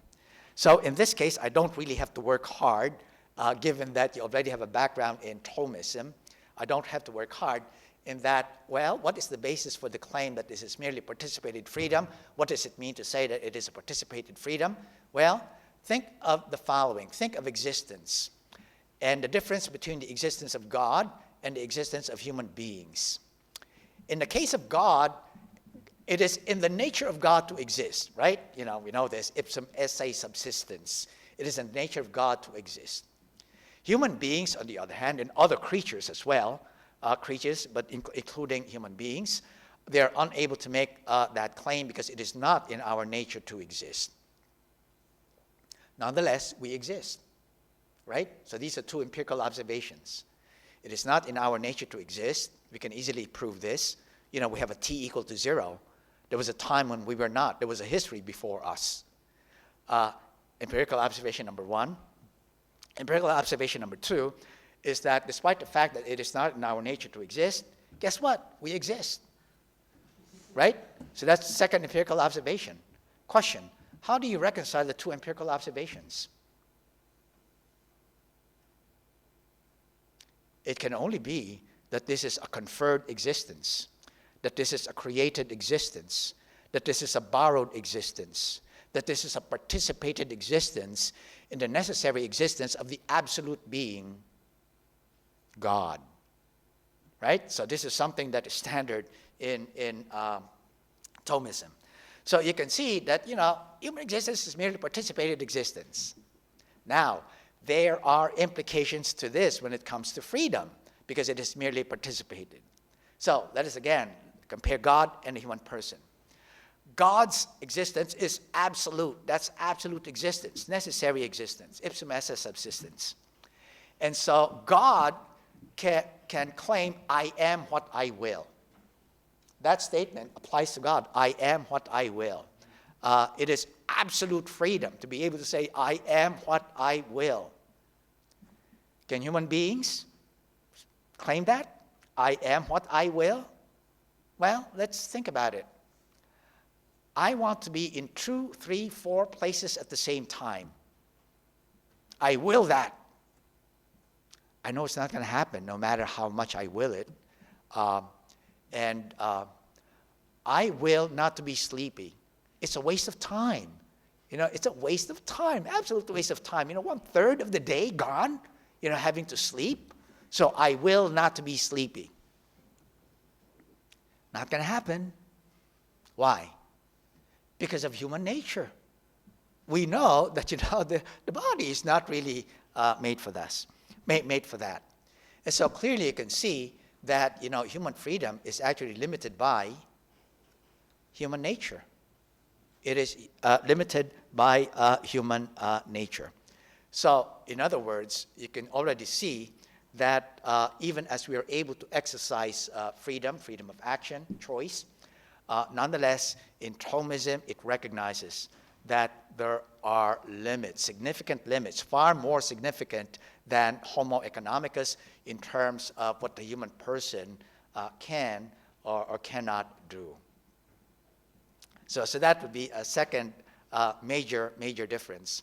And the key here, which is where we keep butting heads with Western secular thought, it would be this one. It's the participated nature of our existence, and as a result, the participated nature of our freedom. Just to acknowledge that, hey, you know what? These are not very wide spheres of autonomy. I have to recognize that there are some boundaries that I may not cross. In fact, Thomism would actually go further and recognize and acknowledge that there are moral absolutes. There are moral absolutes, something that Homo economicus may be hesitant. I'm not going to make a sweeping claim here, but they will not really be entirely keen on being subject to moral absolutes. 10 minutes? Oh my goodness. So let me just, I'll condense, I'll start condensing then. Number 3, there are minimal responsibilities to others in terms of Homo economicus, because you are only concerned with maximizing your own utility. My own utility function is what I maximize in Homo economicus. In Thomism, you are saddled with so many positive and negative responsibilities. Negative responsibilities are things that I should not do to others. Positive responsibilities are the things that I have to actually do for others. And we are saddled by so many of these in Thomism. Why is this? It's because there are many ways of presenting this, but one way of quickly presenting this is to understand something that I just actually talked about in class this morning, and that is the familial nature of community. The familial nature of community. That we are not a contractual community as Thomas Hobbes or people who believe in the social contract believe. That it is a contractual community. It's not. For Thomism, this is a familial community that we are all brothers and sisters in Christ, the one family of God. There is a metaphysical foundation to number 3 here. I don't have the time, but maybe at some point, we'll have to talk about that. But this is actually founded in metaphysics in terms of these extensive positive and negative duties. A fourth difference is this. In Homo economicus, once you've made your choice, that's the end of the story. Nobody can second guess the quality or the consequences of your choice. Why? Because it's nobody's business. It's nobody's business to ask me about the quality of my choice because I'm within my sphere of autonomy. Okay, that's Homo economicus. I can maximize whatever it is I want in my preferences, and even if my preferences are antisocial, you know what? In economics, we don't launder antisocial preferences. De gustibus non est disputandum. It's a matter of taste, and it's nobody's business what my tastes are. Not so in Thomism. In Thomism, you know that, in fact, your choices will have to be examined. In fact, that is a requirement. Why is this a requirement? Because if you remember what happens with the unexamined life,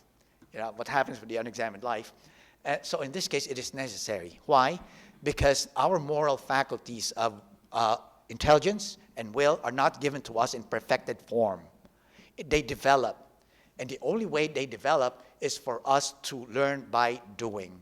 And unless we learn from our mistakes, there will be no way of improving. That is why, observe, in this case, it is post-choice accountability is a must in Thomism. That's how we grow in virtue. Okay, it's very important in Thomism.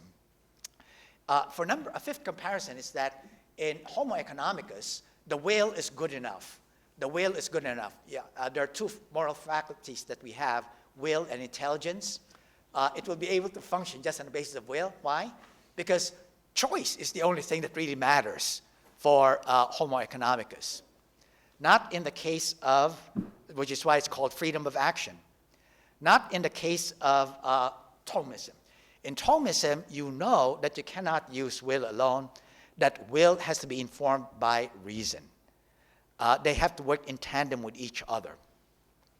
And that is why there are limits to what the will is able to accomplish. It is unable to distinguish real from apparent goods, problem number one. Problem number two, it is unable to do a triage of the goods that are worth pursuing in life. And that is the function of reason. That is what reason is able to provide the will. For this reason, you cannot have one without the other. Reason and will have to operate in a tandem, and that is why it's called rational freedom versus freedom of action for Homo economicus. How much more time do I have? 5? Okay, got it. So, number 6. Number 6, I'll compare in terms of the two freedoms, is we ask the question, to what end do we exercise our choice? To what end do we exercise our choice? What end do we exercise our freedom? I think you can already guess what the answer of Homo economicus is going to be. To what end do you exercise your freedom? What do you think will Homo economicus answer? It's now, Homo economicus will answer by saying, you know what, that's not even a valid question at all. That is not even a valid question at all. To what end do I exercise my choice? It is none of anybody's business.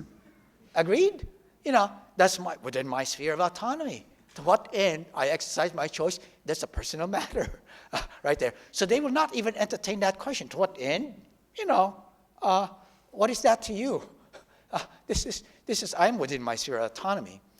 But observe the big difference. In Thomism, so it's somebody's business. To what end do you exercise your freedom? Guess what? Not only is this a necessary question in Thomism, but it is the very first question you ask, right? It's the very first question you ask. To what end? To what end? And so you can see that in Thomism, there's the telos.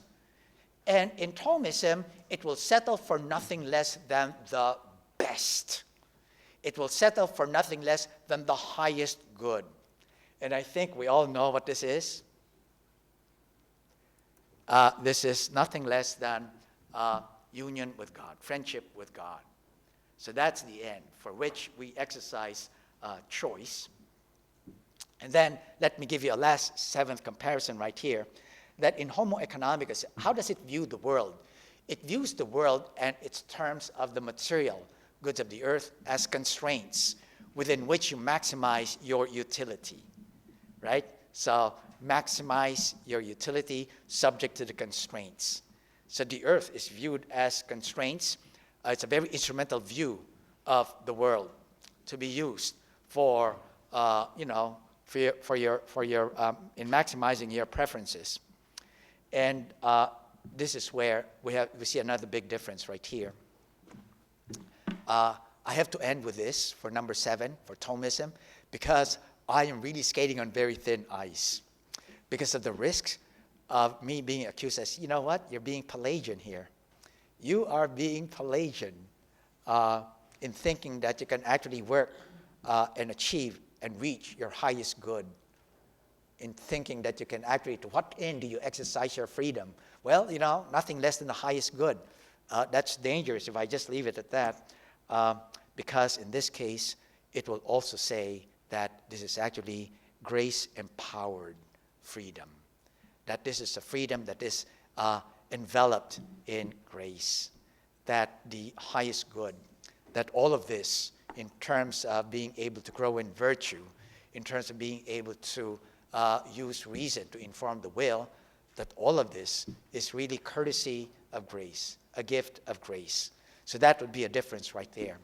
That Thomism would actually see the world more than just an earthly reality of material constraints, that there is, in fact, grace that envelops it.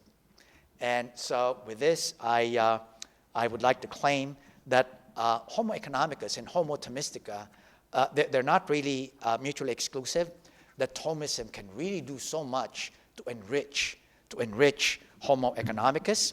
And we could actually do much better with those two empirical observations I started with. Thomism can actually do better than that. I thank you very much.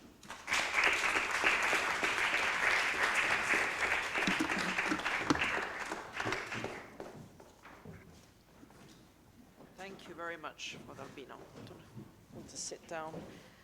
And now we'll go straight to our first respondent, which is Sister Catherine Joseph, who is a professor in the Faculty of Theology.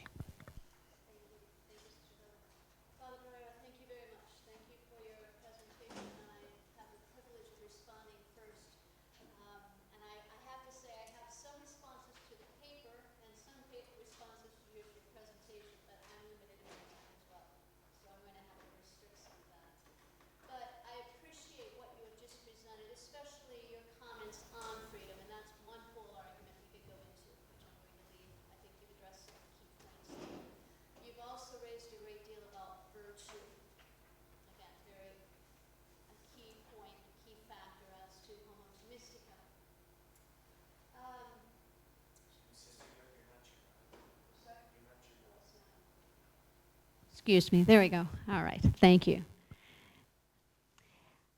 Thank you for the clarity, as I say, just in this listing, in terms of making some distinctions between Homo economicus and Homo Thomistica. But as you said at the end, because in your presentation, I think they come across as almost mutually exclusive. But as you said in the end, and I think your main idea is that they are not. And that instead, Homo Thomistica, there's a complementarity in a way, if I'm reading you correctly, and that the Homo economicus can actually be strengthened by the substance, in a sense, of Homo Thomistica, a true understanding of what is this freedom. Now, I'm going to step aside a little bit, and I'm going to go into something of caritas and veritate. And Benedict XVI there. You made reference to this in your paper, and not here in the class today, but in your paper you'd made a reference, and I think there's some elements there. What I was looking for is, even though Benedict is not Thomist, we still see elements of Catholic social doctrine that have this, okay, that we can definitely see there, the parallel between Catholic social doctrine and the Homo Thomistica. So I just want to highlight a couple of those points before I get to my main question. Benedict argued that we don't always treat one another as brothers and sisters. And he said the error is we're missing a principle of gratuitousness. Now this isn't developed here, but there's this question here is, in Homo economicus, which is supposed to be, if society is based on the family, is there not something of brothers and sisters? But does that come out? And your point is that that's what Homo Thomisticus will bring out, which is also what Benedict is saying, that there's something more beyond pure economic, or economic activity must be broadened to recognize the full dignity of the human person. Again, a parallel in terms of caritas and veritate and your presentation, that Benedict speaks of, this would be a civilizing of the economy. And I think that's also something that we would say that Homo Thomistica, even though we see on your charts this great, the increase in numbers of people, the increase in income, etc., that there's something that has to civilize those elements of the economy. Another point that's been the discussion of this entire evening, which Caritas in Veritate brings out, is the interdisciplinary dimension. Now, this also came out a great deal in terms of the first presentation as well as with yours, and that we have to look at metaphysics, theology, science, and that's the whole, again, the aim of this discussion this evening. How do we bring these together? That somehow the economic and social development is rooted in metaphysics. As you said, you couldn't explain the whole point of number 3 as to those metaphysical foundations, but they are there. And in all of Thomas's discussion, his economic points, they're based on this metaphysics and anthropology. I would say your paper gives flesh to something John Paul II said. He spoke of excessive segmentation of knowledge and a rejection of metaphysics by the human sciences. He says this doesn't only damage knowledge, it also damages the development of people. And so if we have these human sciences, we have all of these great curves that are rising, yet are they truly part of a full development of a people? And that, I think, is something that is lacking. And here again, we can use another term that John Paul II brought up, ecology of man. What is this in terms of how does the Homo economica focus on man? And you know, you've used another phrase in your paper on, they have a thin idea of good, and Homo Thomistica as a thick idea of good, which is a rather interesting point. How can Homo Thomistica thicken, give more life to the few, because we can find good in Homo economicus. There are true goods there, but they're missing something. Therefore, how can they be thickened? How can Homo Thomisticus give more life, give more substance? And you noted some of those elements of the Homo Thomisticus. Thomistica, good moral excellence, participation in divine governance, union with God, and you mentioned grace. So this is my question. How do we do it?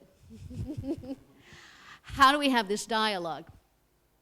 Because many people here in this room, we all understand, as you already said, Homo Thomistica. But there are so many people we're in dialogue with who don't have those basic foundations of metaphysics, anthropology that are necessary for arriving at these conclusions because, as you said, they don't even know what the end is. So in response to my question, I'm going to answer it a little bit myself because on Friday, Helen mentioned, or Thursday, we had the celebration of St. Thomas Aquinas. I had read Father's paper before that. I already had a question formed. And as we were sitting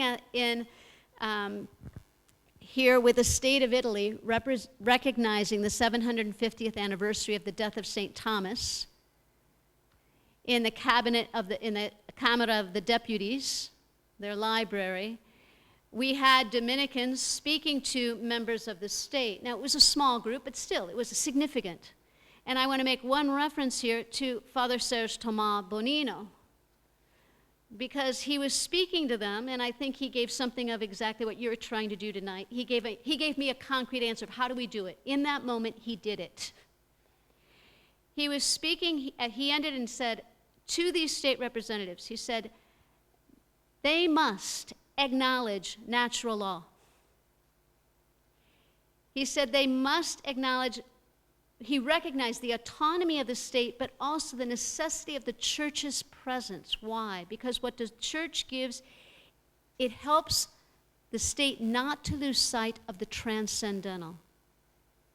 And the third point he made, Thomas's teaching, and I would say your Homo Thomistico, teaches us that the final end of politics, back to your number 6, is common good and friendship. Friendship with God, ultimate end, but even for those who do not believe in God, friendship as this human friendship of brothers and sisters.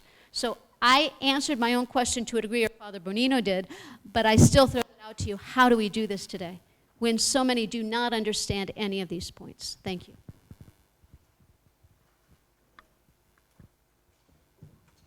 Thank you very much, Sister Catherine Joseph. And now we'll go to our second respondent, who is Professor Cristiano Colombi who's one of our professors of economics in the Faculty of Social Sciences. Thank you. Thank you. Thank you very much. I'm honored to participate to this Congress, and I'm many thanks to Father Antonio for his presentation.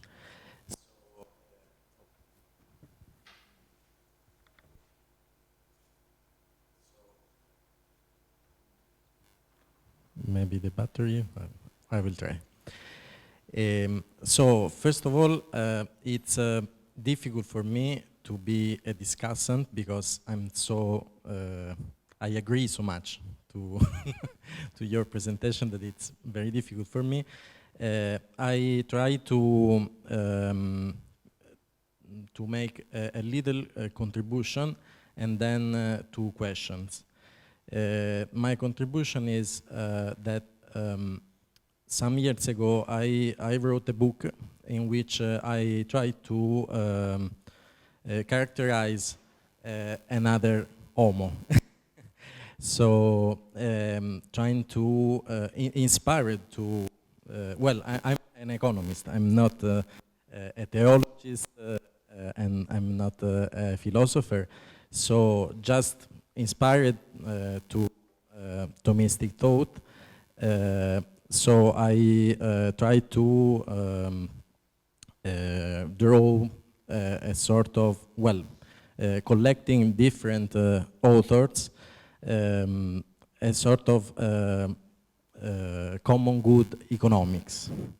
And I understood the first thing that I had to do was to reset the definition of the economic agent. And I found so many coincidences with your presentation. I just say something. In my opinion, this agent should be thought as an interconnected individual, because we need society, communities, other people to live. It's part of our being, and we also need the environment, because we don't pay nature for oxygens and so on. So I think that the first, one important point is to recognize that even in economics, we cannot be considered just individuals. And this brings to relationships with linkages with other people, with nature, and so that brings to interdependence. We can be more or less aware of it. It's not. I don't say we are aware of it. We can be not. We can behave as self-made men, but we can be also aware of it. So I think it's very near to the first 2 points. So choice as a subset of freedom. There is much more than choice. There is our life, there is our family, nature, and spiritual objectives. And we also are not enough. So we need other beings, we need nature, we need God, we can say. So it's like a participated freedom. And also other 2 very close points are responsibility. I don't add anything more because it's exactly the same. So we are responsible of the consequences of our actions. Even if we are not aware of it, we will be. And even if these consequences are not in the marketplace, we will be responsible. And a little, I would add also, not just a post-choice accountability, but also a pre-choice accountability, because another part that the neoclassical or let's say mainstream economics doesn't take it into account is also the motivation, what moves us to have an economic behavior. And I think we can, not sure, but we can have also social or environmental motivations. And I would contribute with another reflection, that is, it's not enough. I think that we, if we want to consider these different levels or different dimension in economic, we have also to consider different dimension of the economic agent. So it's it's too reductive to consider just an economic motivation for the agent. We have to consider all that we have actually multiple objectives. Not the majority are not economic objectives, but we need economy to achieve these goals. And I think also in my opinion, we can also consider a different way to think about participated freedom, because we in this point, in this aspect, we consider limits of human actions. I think it's close also to the Thomistic idea of probability or risk. The economic agent is also limited. Is limited also in its knowledge. We are limited, and in this very globalized and complex world, we will never overcome this limit. We will always be like this. So there is no a complete set of choice. So the Homo economicus is not effective. So I said these few points just to underline how I agree with your approach, and how it could be deepened in other ways. But I come to the two questions. The first one is theoretical or methodological, let's say, because it's also a question to me. In these exercises, we always consider a stylized Homo economicus. Of course, economic thought is very rich. Also, this part of the economic thought. For example, let's consider the theory of game, the game theory, sorry. So maybe my question is, maybe it's not enough to consider a stylized Homo economicus. My question is if could be useful or needed further research on these other variants of most recent variants of Homo economicus. And the second question is, even if I agree completely, my question is, how Homo Thomistica can help us to change concretely the things? So I solved this doubt considering the difference between awareness or not awareness. So we can behave as homo Thomistica if we are aware of some values, we may not. But my question is, in order to do better, should we have to, let's say, be Thomistic, or it's just a provocation?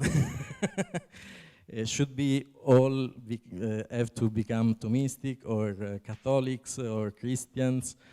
How we can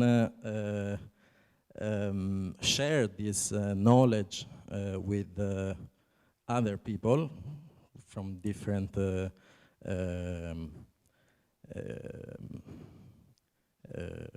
well, from different cultures or beliefs.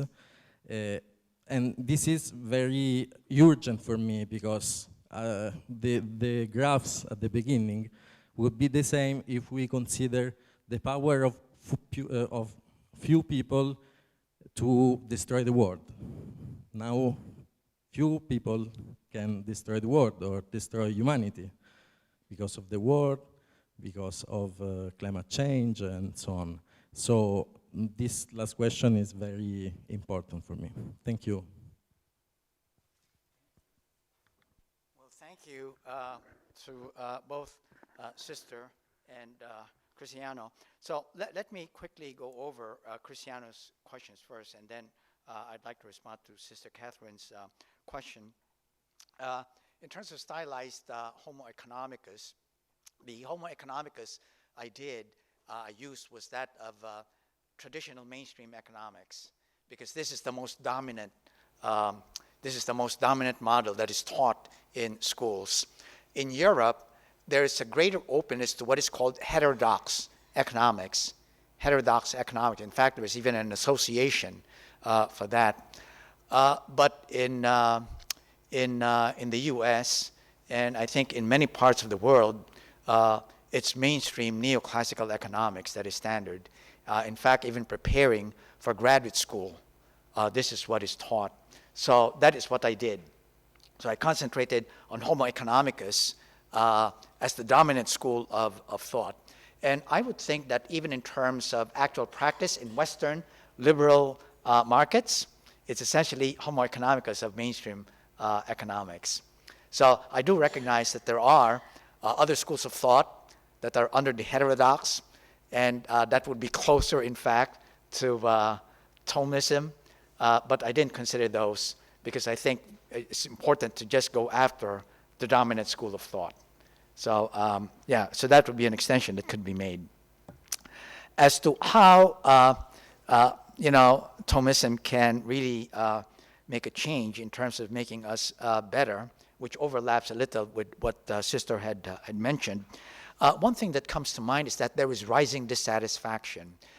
This is even before, I remember going through graduate school, or even the textbook of Samuelson. They already recognized that there is something wrong with the measures that we are using. We're only using GDP as a measure of economic development. And so they acknowledge, even neoclassical economics acknowledges this is not satisfactory. Why? Because, you are actually measuring it in terms of market exchange. The price measures how much it trades in the market, but it doesn't really measure the intrinsic value of the good, the quid question. So it doesn't measure to that. They recognize that there is a flaw. But the problem is that in the absence of any other measure that can substitute for GDP as a quick measure, a single number can really convey a lot of information. That is why it's been very difficult to displace GDP as a measure, even as many people are critical and are not satisfied with that measure. And Sister Helen would also know that there are many, many initiatives going on right now with respect to alternative measures. Happiness measure, the Francis Index measure. So I would say that Thomism can simply help inform all these initiatives by presenting.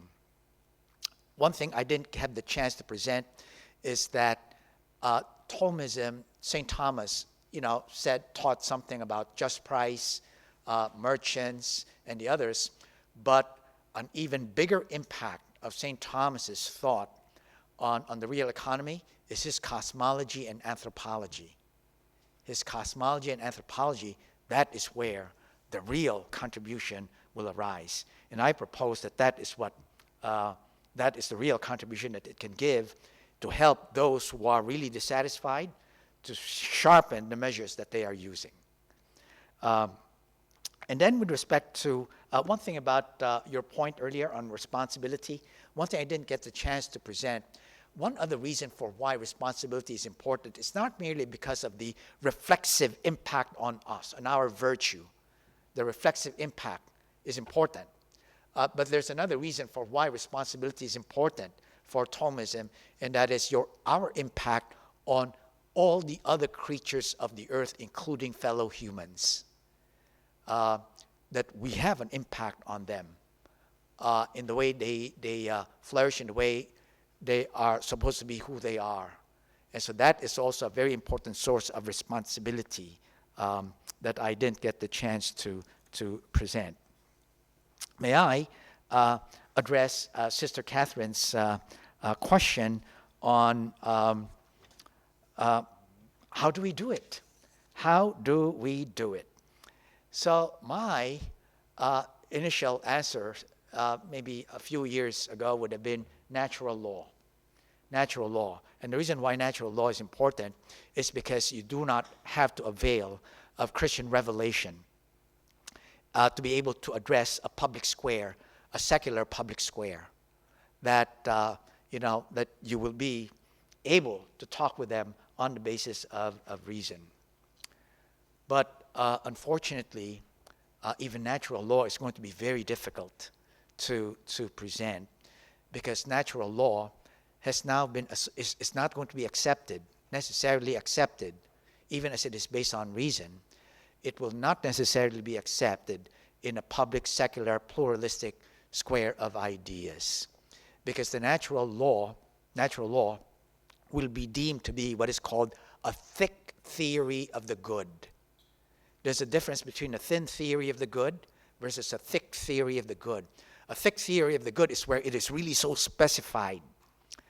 And that is how natural law is accepted right now. In contrast, a thin theory of the good is where, you know what? You don't impose your vision of the good on me, just as I don't impose my vision of the good on you. We will have the thinnest specification of the good as possible, so that we're able to live together in harmony.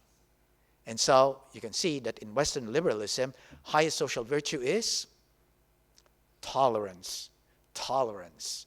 And so that would be the difficulty of bringing up natural law. It will immediately be resisted as a thick theory of the good. So my approach, I've adjusted my approach instead. My approach is not even to bring up natural law and to see, how we can reason this.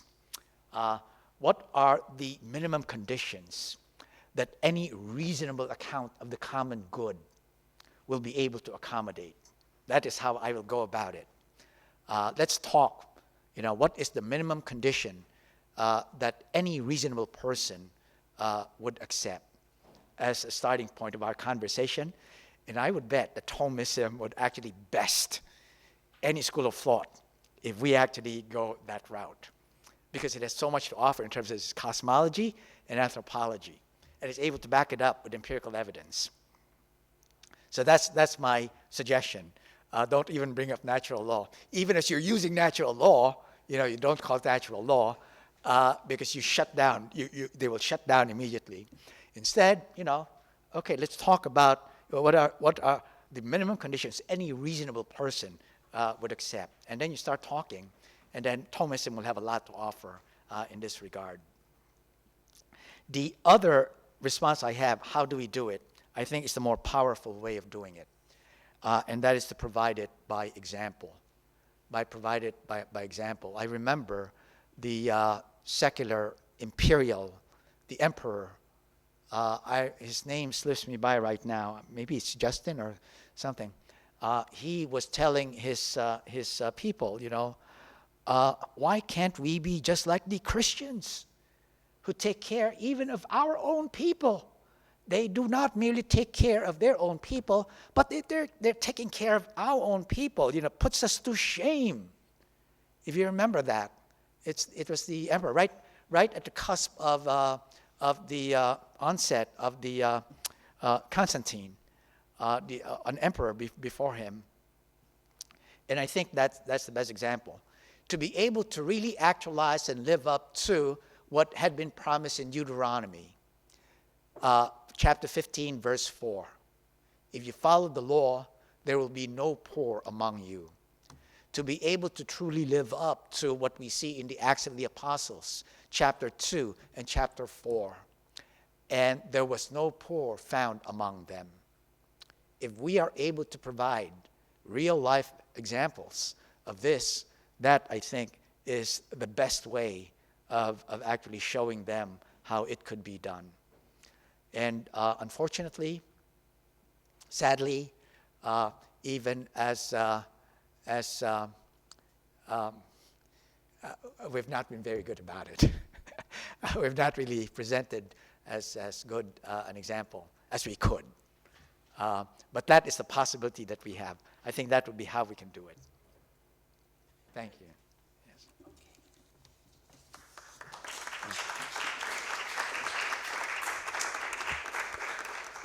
So I think if anybody would like to contribute with some question or comment, we have not much time, but some time that we can dedicate to that.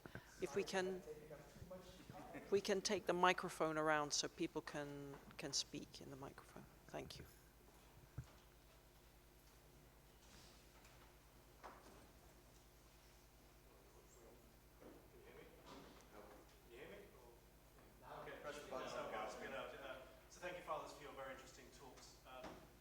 So one of the fundamental principles of, say, modern economics and the Homo economist model is the utilitarian philosophical sort of model that underpins utility maximization function.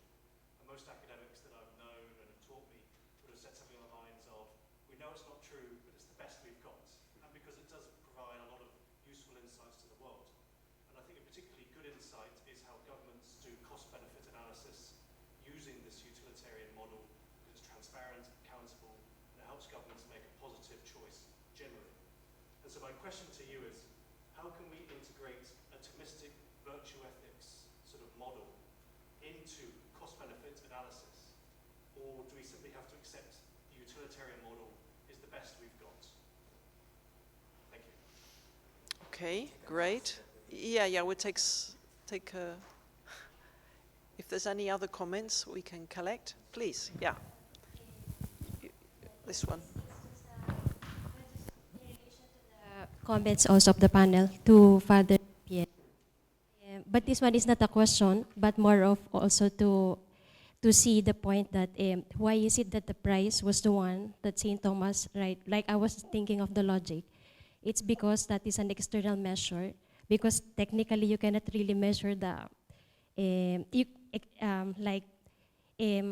even though St. Thomas know holistically intellect, will, and then the intention of the person, but in terms of economics, we really have to look at an objective thing, which is the price, which I think I agree with you, like the price is the one. And then, in reference to the, I would say that in terms of social measure, I think St. Thomas really used a good measure in terms of, because the price is a combination of the inputs, which is the price which St. Thomas, like the price of the, how much is the goods, the labor, etc., etc. So I think that one, he is correct. And then, of course, he is correct.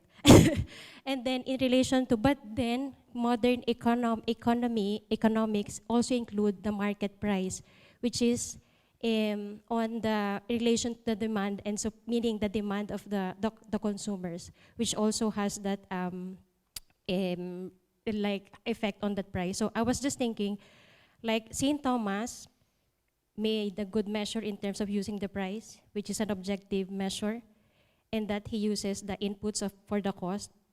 And at the same time, I think he did rather a good way to do it, because actually in the input price, when in the inputs, that is where the injustice happens of the capitalist, because they can input the.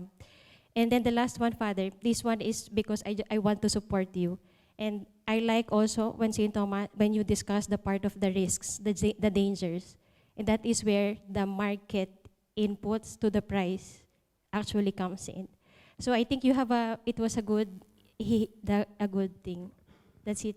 Thank you. Tony, yeah. Directed to Father, the first talk. Father, if I understood you, you mentioned that the just price is the market price. No, okay. Well, let me just. It would be wrong to charge more than the market price, correct?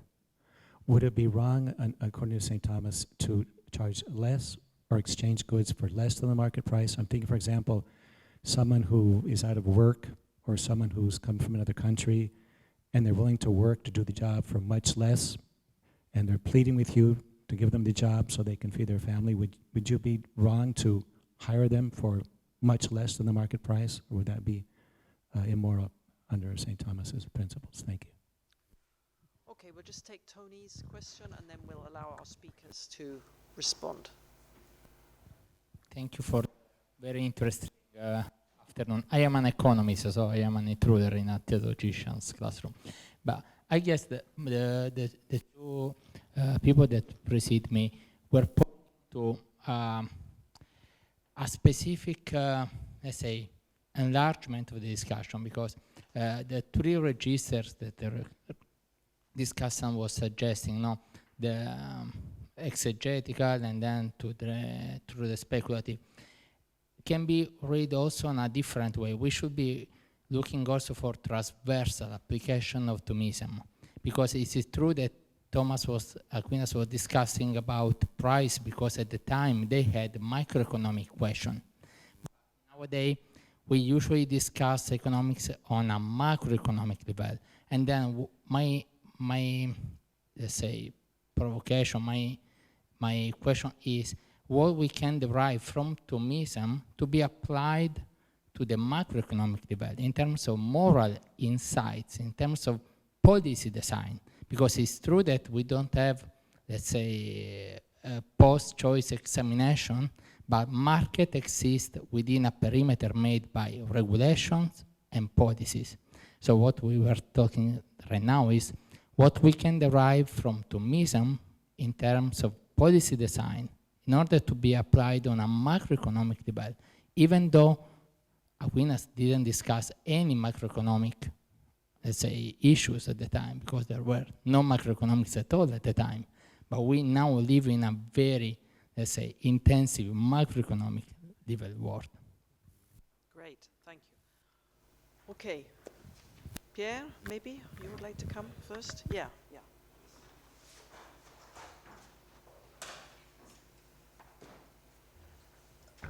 Thank you very much. I will just answer about the price, the question of the price. For Aquinas, the price is an equality of values, but in fact we have a problem that he never really explains how he measures the value. In fact, even in economics, we have two ways to understand the price. With a labor value approach or a cost approach, and production cost approach, and a utility approach. And in fact, in Aquinas, we find both, sometimes almost in the same sentence. So, and for him, there is no problem to mix it. In fact, for us, it's difficult because as an economist, we often have to choose or to find a way to combine it. But it's not the same thing. For him, he plays from one to another. So sometimes it's, and that's why also he has been used by the Marxists and also by the liberals, because each of them choose the text they prefer, in fact, or the sentence they prefer. I think, okay. The second, and I think it is not the market that makes the justice of the price. We can find a just price on the market. So the market may be the place, if the market is just, where the just price is applied. But I think if we read Thomas carefully, I do not support the way of Raymond de Rouver approach in the 50s. For him, the market is makes the justice, in fact. So I think it's not exactly true. And about micro and macro, of course, in Aquinas, it's a more micro approach because it's a buyer and a seller. But there is one text interesting, the letter to the Duchess of Brabant at Brabantium, where in fact she asked him because she received taxes taken on the gain of usury. So in fact, dirty money, in fact. And so what she can do with this dirty money coming from a bad activity? And he answers, and he says that we have to repay the victims, in fact. But when it's not possible, we can use it for social social activities to help the poor, to improve the way of life. So it's a step. It's a new step, because in William of Auxerre's Summa Aurea, you cannot do anything with this money because it's dirty money, waste money. For him, Aquinas is more open, in fact. But we don't have many things about macro, of course. Yeah. So, but I will let maybe Father Albino answer about this, maybe the question of macroeconomics.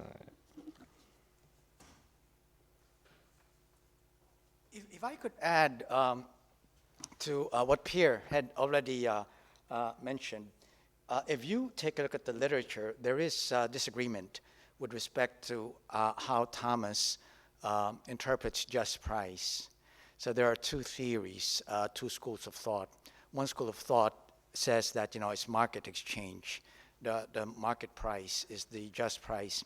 But there's another school of thought that is called the social status school of thought, where the just price is really determined by the income that the person and should actually get based on his or her role in the community, which is why it's called the social status theory of the just price. So just be aware that there's really no consensus at this point as to whether it's the market exchange price or the social status, because strong arguments can be made, as you had mentioned, in terms of the way you could read Thomas in one way or the other.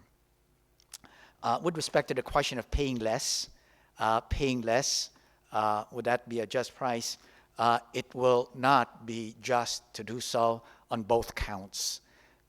Both counts will actually say that is not good, that it's a wrong thing to do.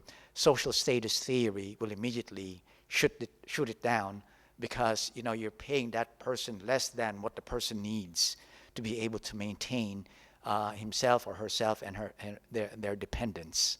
So it will not pass the social status theory.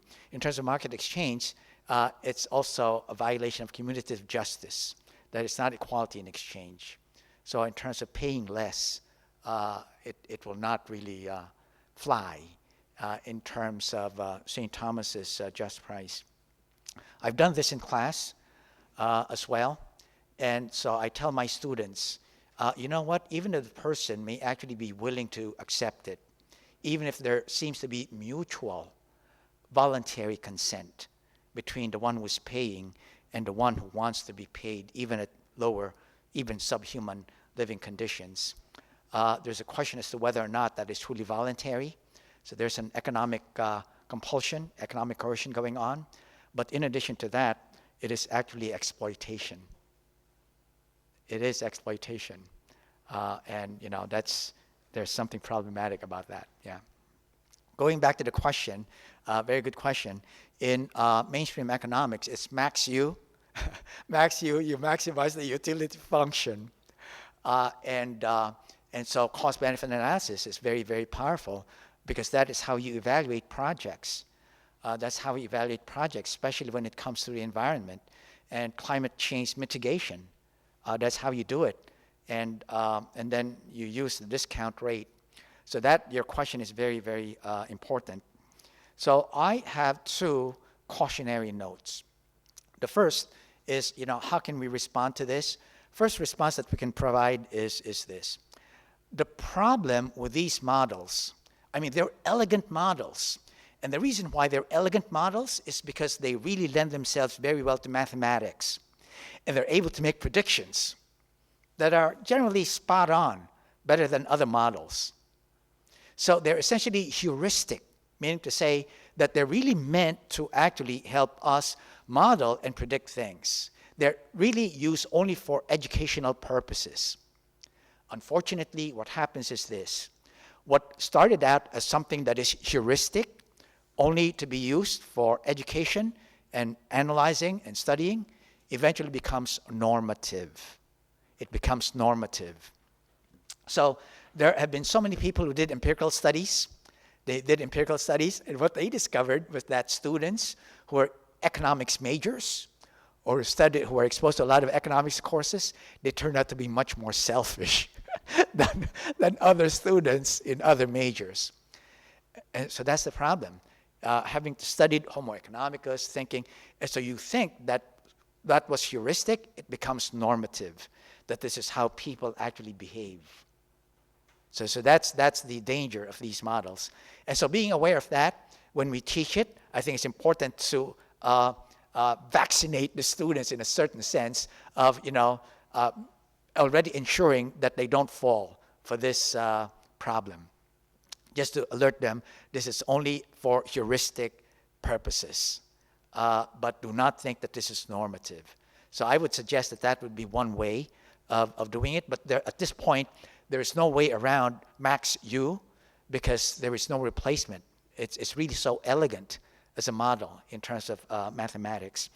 In terms of cost-benefit analysis and what Thomism can add to it, again, I would suggest that A.K. Sen, Amartya Sen, he has a very good insight on how he proposes that what is important is really functionings and capabilities of people.